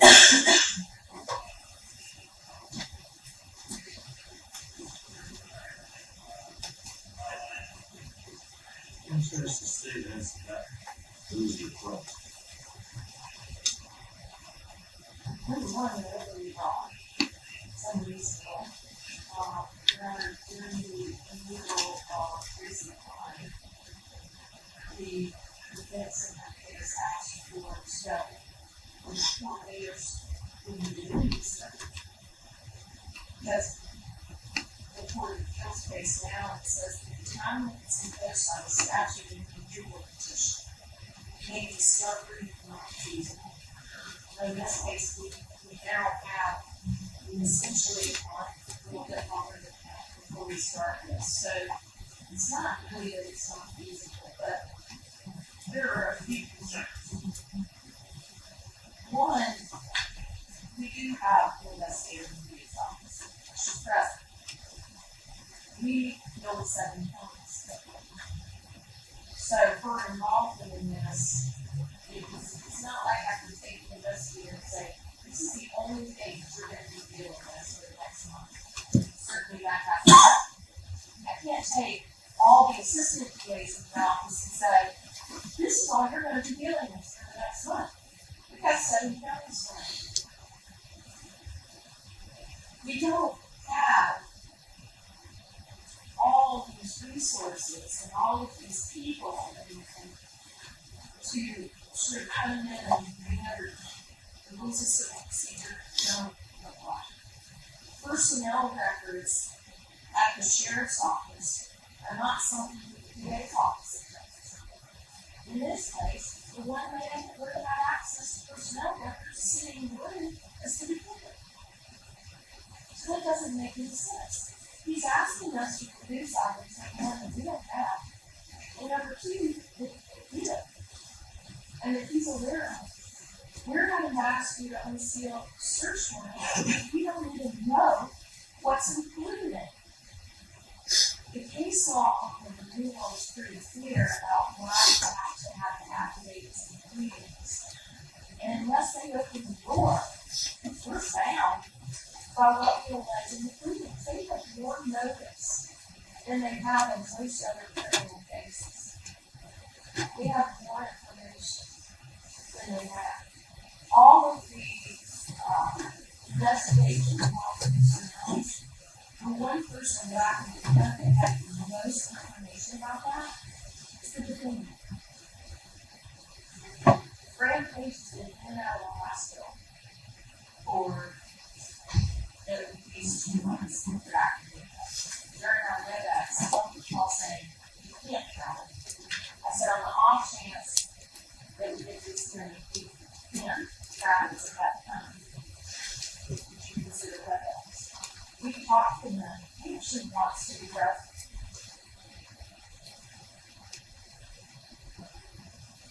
I'm not trying to weigh this case where it's stacked against the sheriff. This is a unique case. The sheriff actually had all the information. The sheriff's the one that asked me to use the Attorney General's office or use the Department of Insurance. It wasn't my office, it contacted the Department of Insurance. But it's him. He knows this case backwards and forwards in ways that we don't even know because he kept us out of it. And we're looking at why that we've got the use of the sheriff's office, and frankly, none of them have done anything wrong. They've been put in an impossible situation. But we went on running to the sheriff's office saying, we want you to do X, Y, and Z for us, because this man was their boss. So we don't have all this information that we think that we have. Inherently, actually, the opposite in this case. We have, in your own proceeding affidavits, applications of what the state tries to do, the threats in people's jobs. We chose what to include and what not in terms of affidavits. We had people come forward.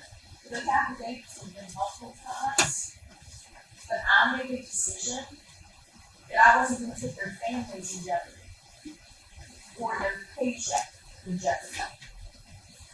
So we had to turn over everything to the safety of people that might defend witnesses. Is a real concern. If the court that discovery needs to be provided, we're going to ask them to be very narrowly tailored.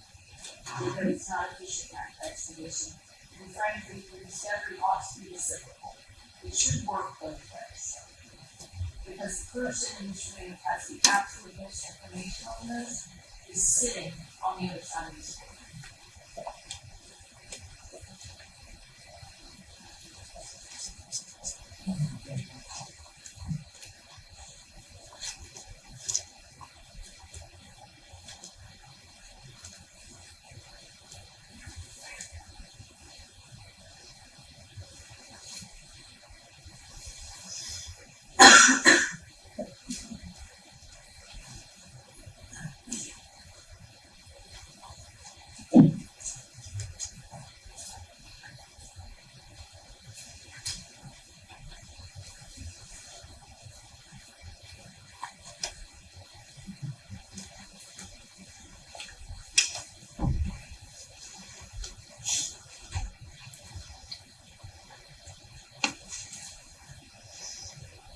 Is there anything else you need to tell me?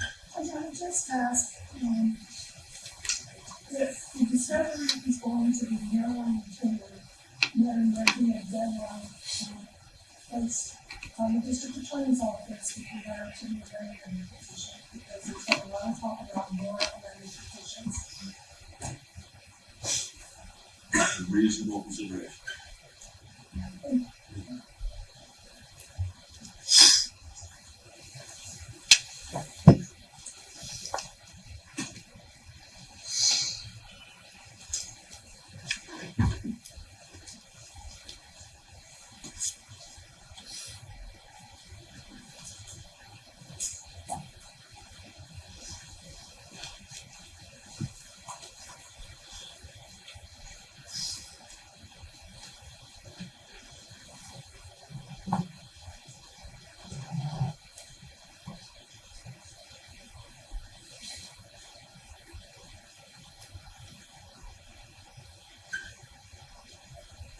Well, This one?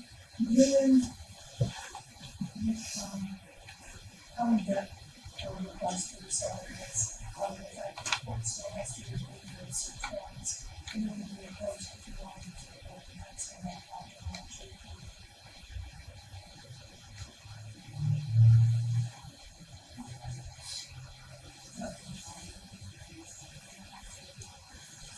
I think what I'll do is recess until 2 o'clock to give you a chance to finish tracking the order on the discovery questions, and also kick you back here to get 6 points for the lunch.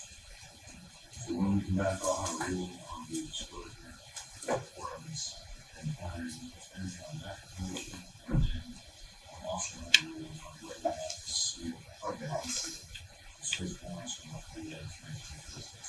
I think that would conclude our business. All right? yes,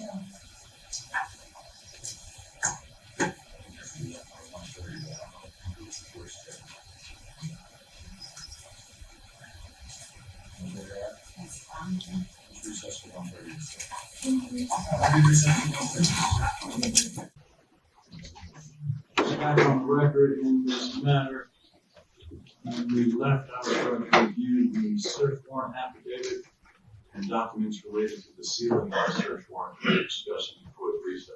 Is that an accurate recollection from the state's perspective? yes, From the defense? yes,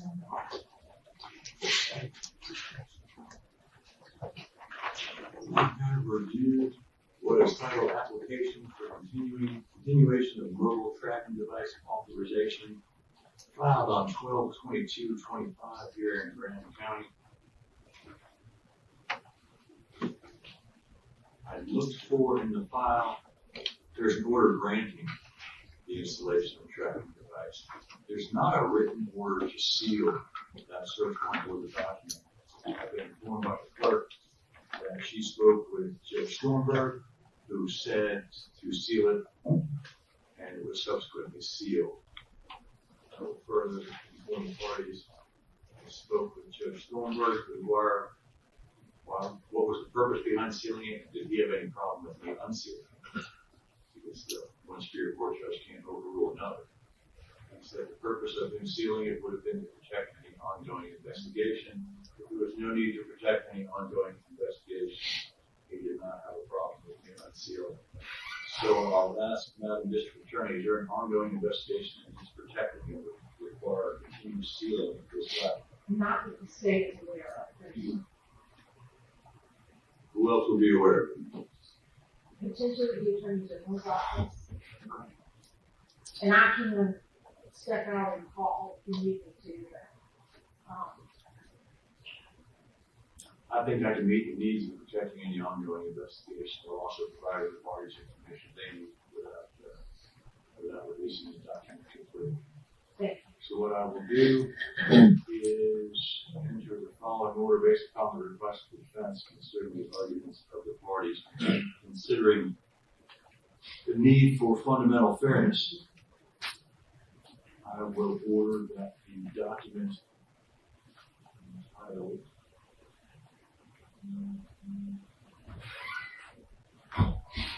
application for continuation of mobile tracking device authorization that was filed here in Graham County on December 22nd, 2025 be released to the parties in this case.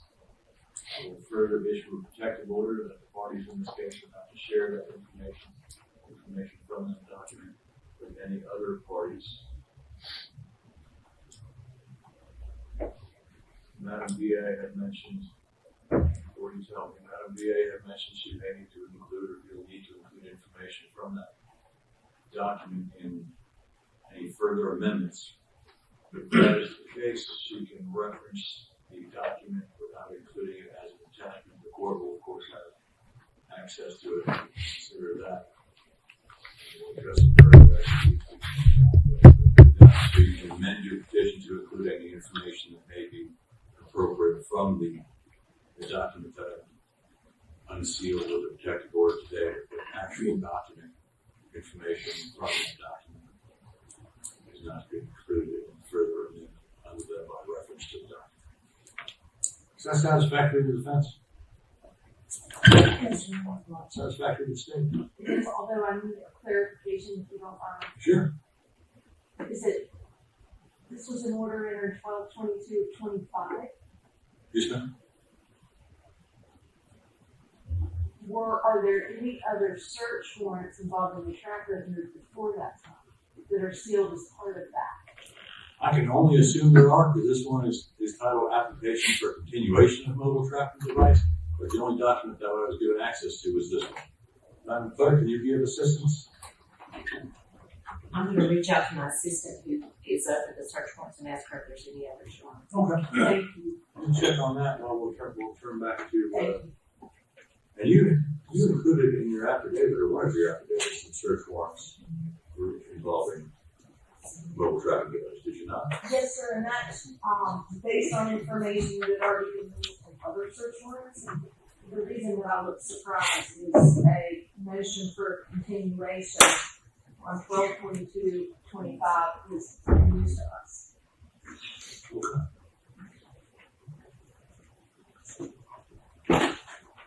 My assistant said that's the only other, there's only that one that's in the file that everybody has, that's referenced in the petition, and then that. I guess my concern is what is it continuing then? Because we don't have anything else that says there's, I don't know where the order for the original tracking devices is located. The order of the court. Was it sealed by Judge Thornburg on December 22nd, 2025? It was. So is it possible that the application is has a different date on it? You are asking questions that I have no way of knowing the answer to.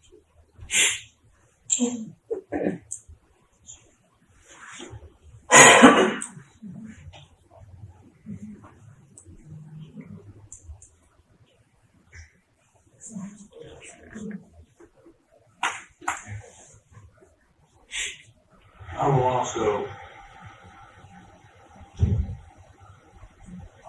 note that the document, which I've captioned 3 times already as continuation, the order attached to that document authorizes the surreptitious installation on public or private property monitoring and removal of electronic device. It does not.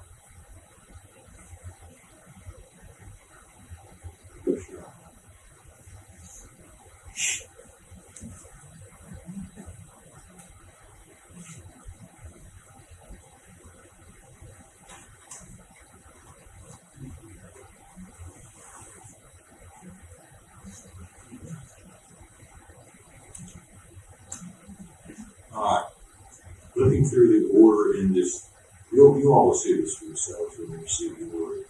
But there's an initial order installing the device, authorizing the installation of the device, signed by the Superior Court Judge on the 9th day of May 2025.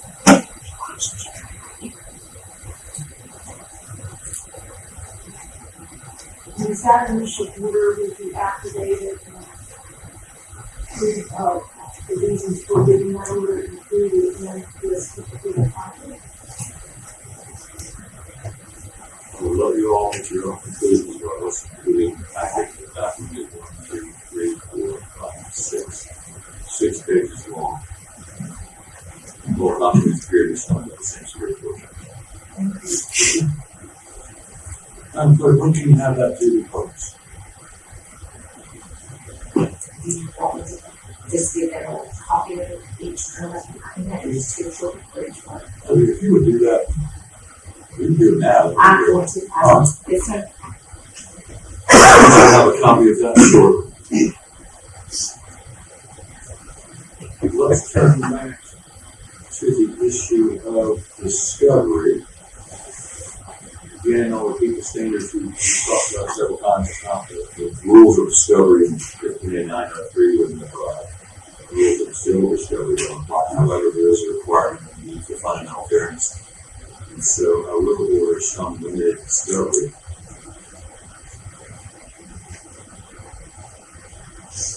My goal is to recognize that this statute contemplates that a hearing will occur rather rapidly due to a couple of things. One, the profound consequences for the elected official who's subject to removal. Those consequences are profound.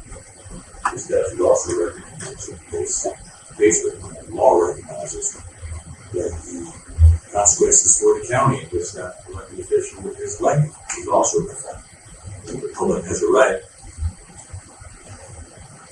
to have confidence in their elected officials, and especially those in law enforcement. So the law requires a hearing to be prompt to protect both of those interests, the public's interest and the law enforcement apparatus that they can have confidence in. The law enforcement officials subject to removal right to have a speedy disposition of allegations against them. So while I'll fashion the discovery order for the parties, we're going to be careful to fashion one that balances both of those interests along with the interest of fundamental fairness. As I fashion this order, Madam DA, I'll ask you some questions. Yes, sir.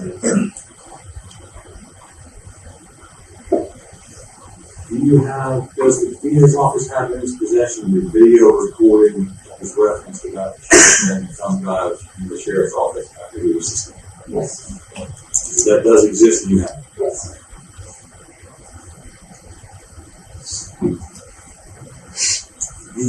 We've submitted several affidavits with the petition for removal.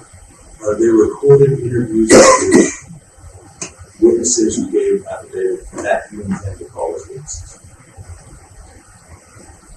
No, sir, I don't believe that we recorded any of our meetings with our witnesses. No, sir.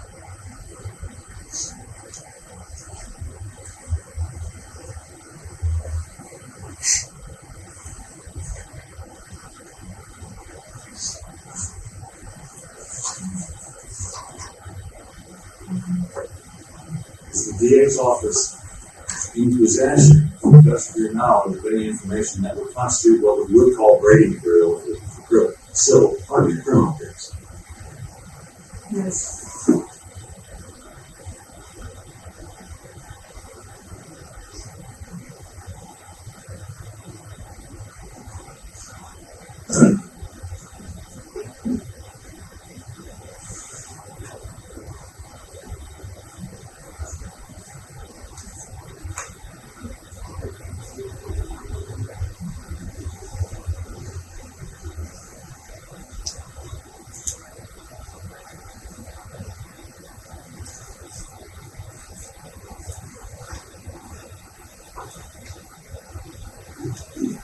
There are other videos in the sheriff and the sheriff's office that you intended to just file those in your possession. On that same day, we're seen leaving, what you believe is a USB drive. We had video come that particular day of outside the sheriff's office, and then the duration of him inside that I anticipate we put quite like you will say. Yes.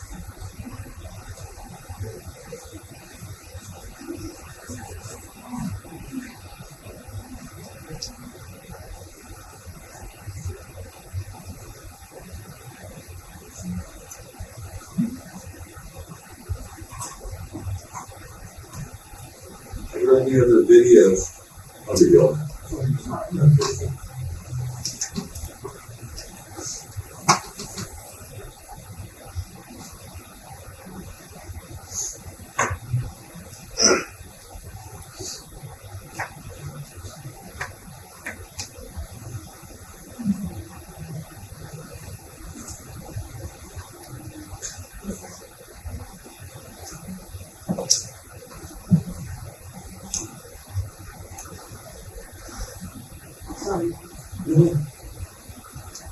Are there any other video or audio recordings that your office has in its possession that were required during your gathering of information for filing this petition for removal?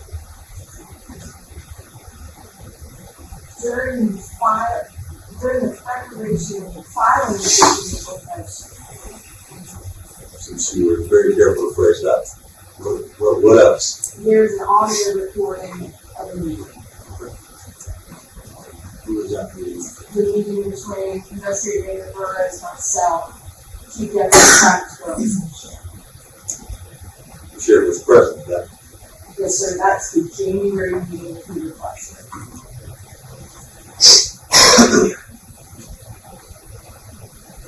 anything else? Yes, sir.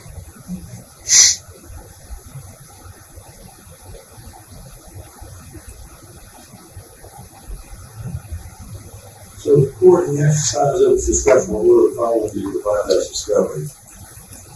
Recorded interviews of any witness that the state intends to call in support of the state's petition or the DA's petition for removal of the sheriff.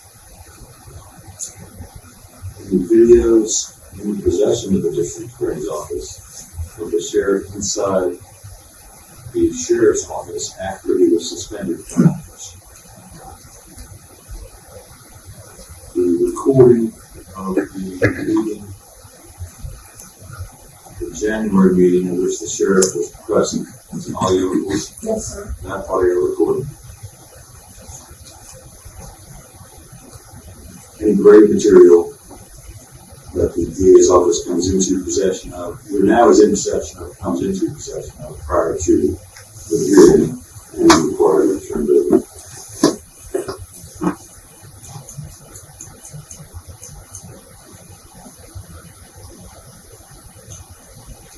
Does the DA's office have in its possession any personnel records within the sheriff's office report? Yes, sir.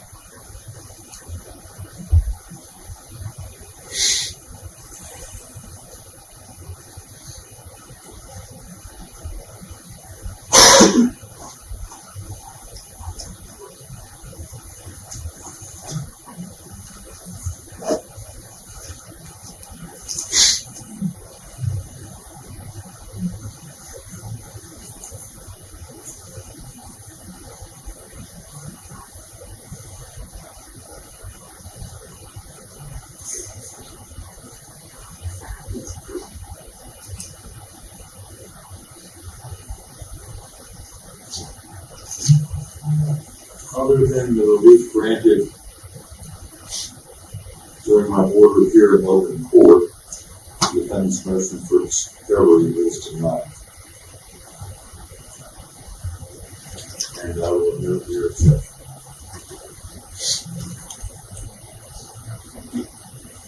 No, just to be clear, does the defense have the ability to issue subpoenas? I don't see how you could not. Why would you think that you would not be able to issue subpoenas?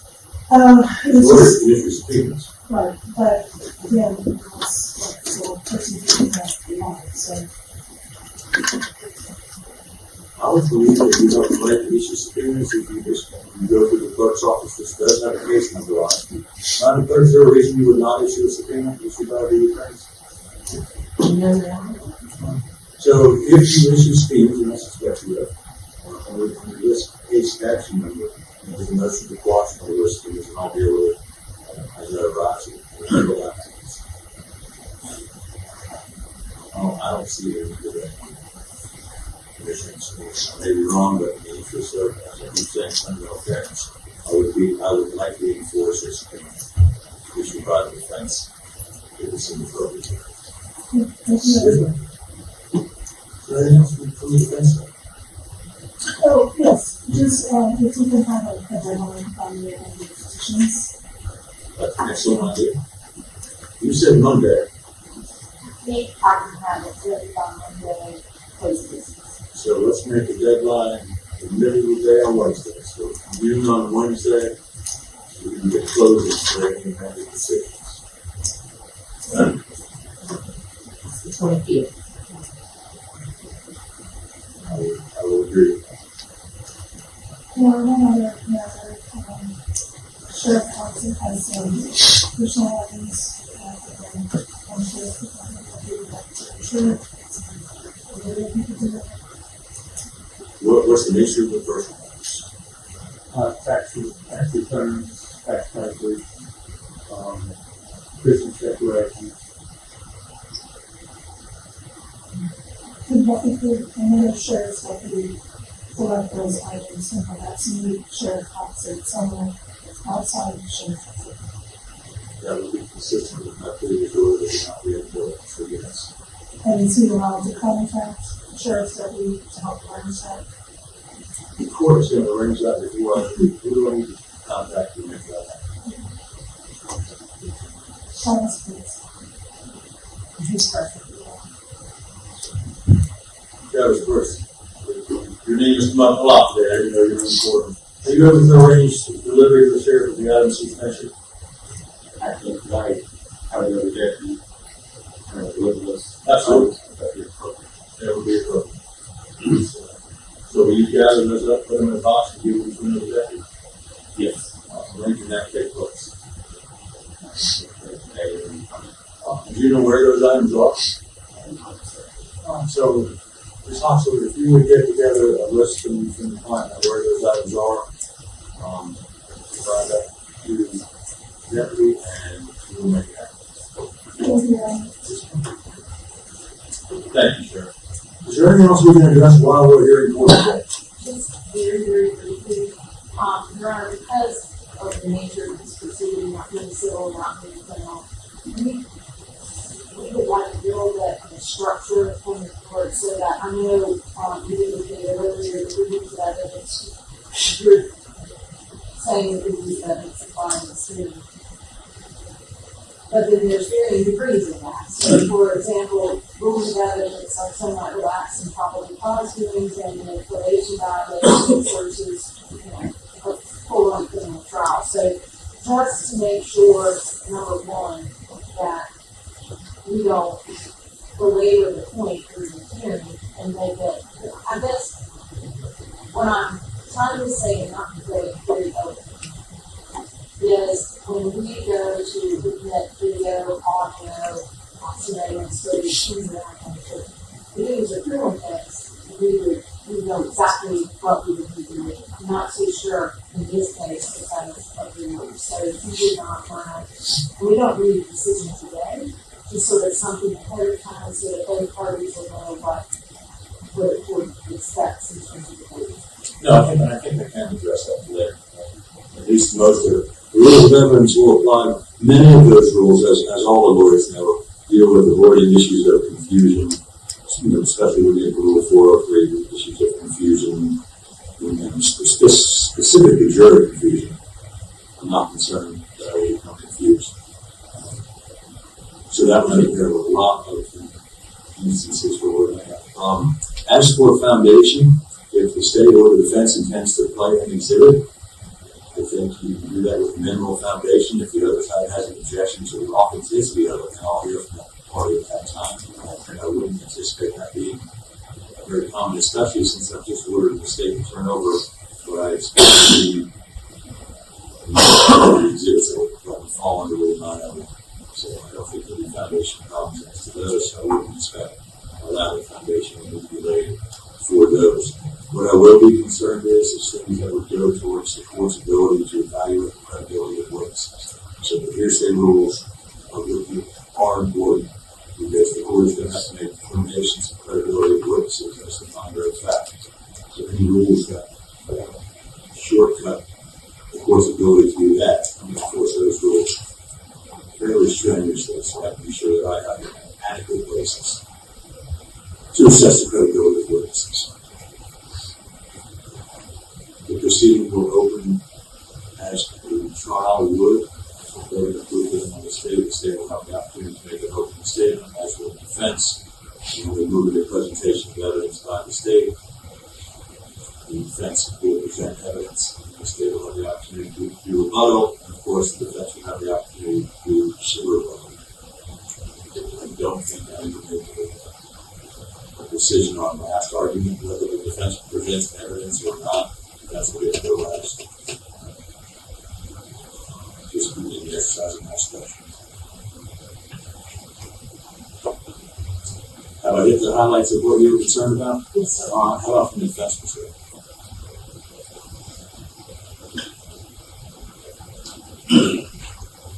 Judge, are we able to file any motions in the Absolutely. And I will address those the morning of our hearing. I'll monitor this file, and if I see that they're piling up, and maybe change that approach. Although I don't think I have to free that court data for the modeling, so I'll do it. And only other thing I would ask you, more asking my speaking role, sir, have you taken notes as to what I just ordered and do with evidence in the order? Absolutely. Yeah.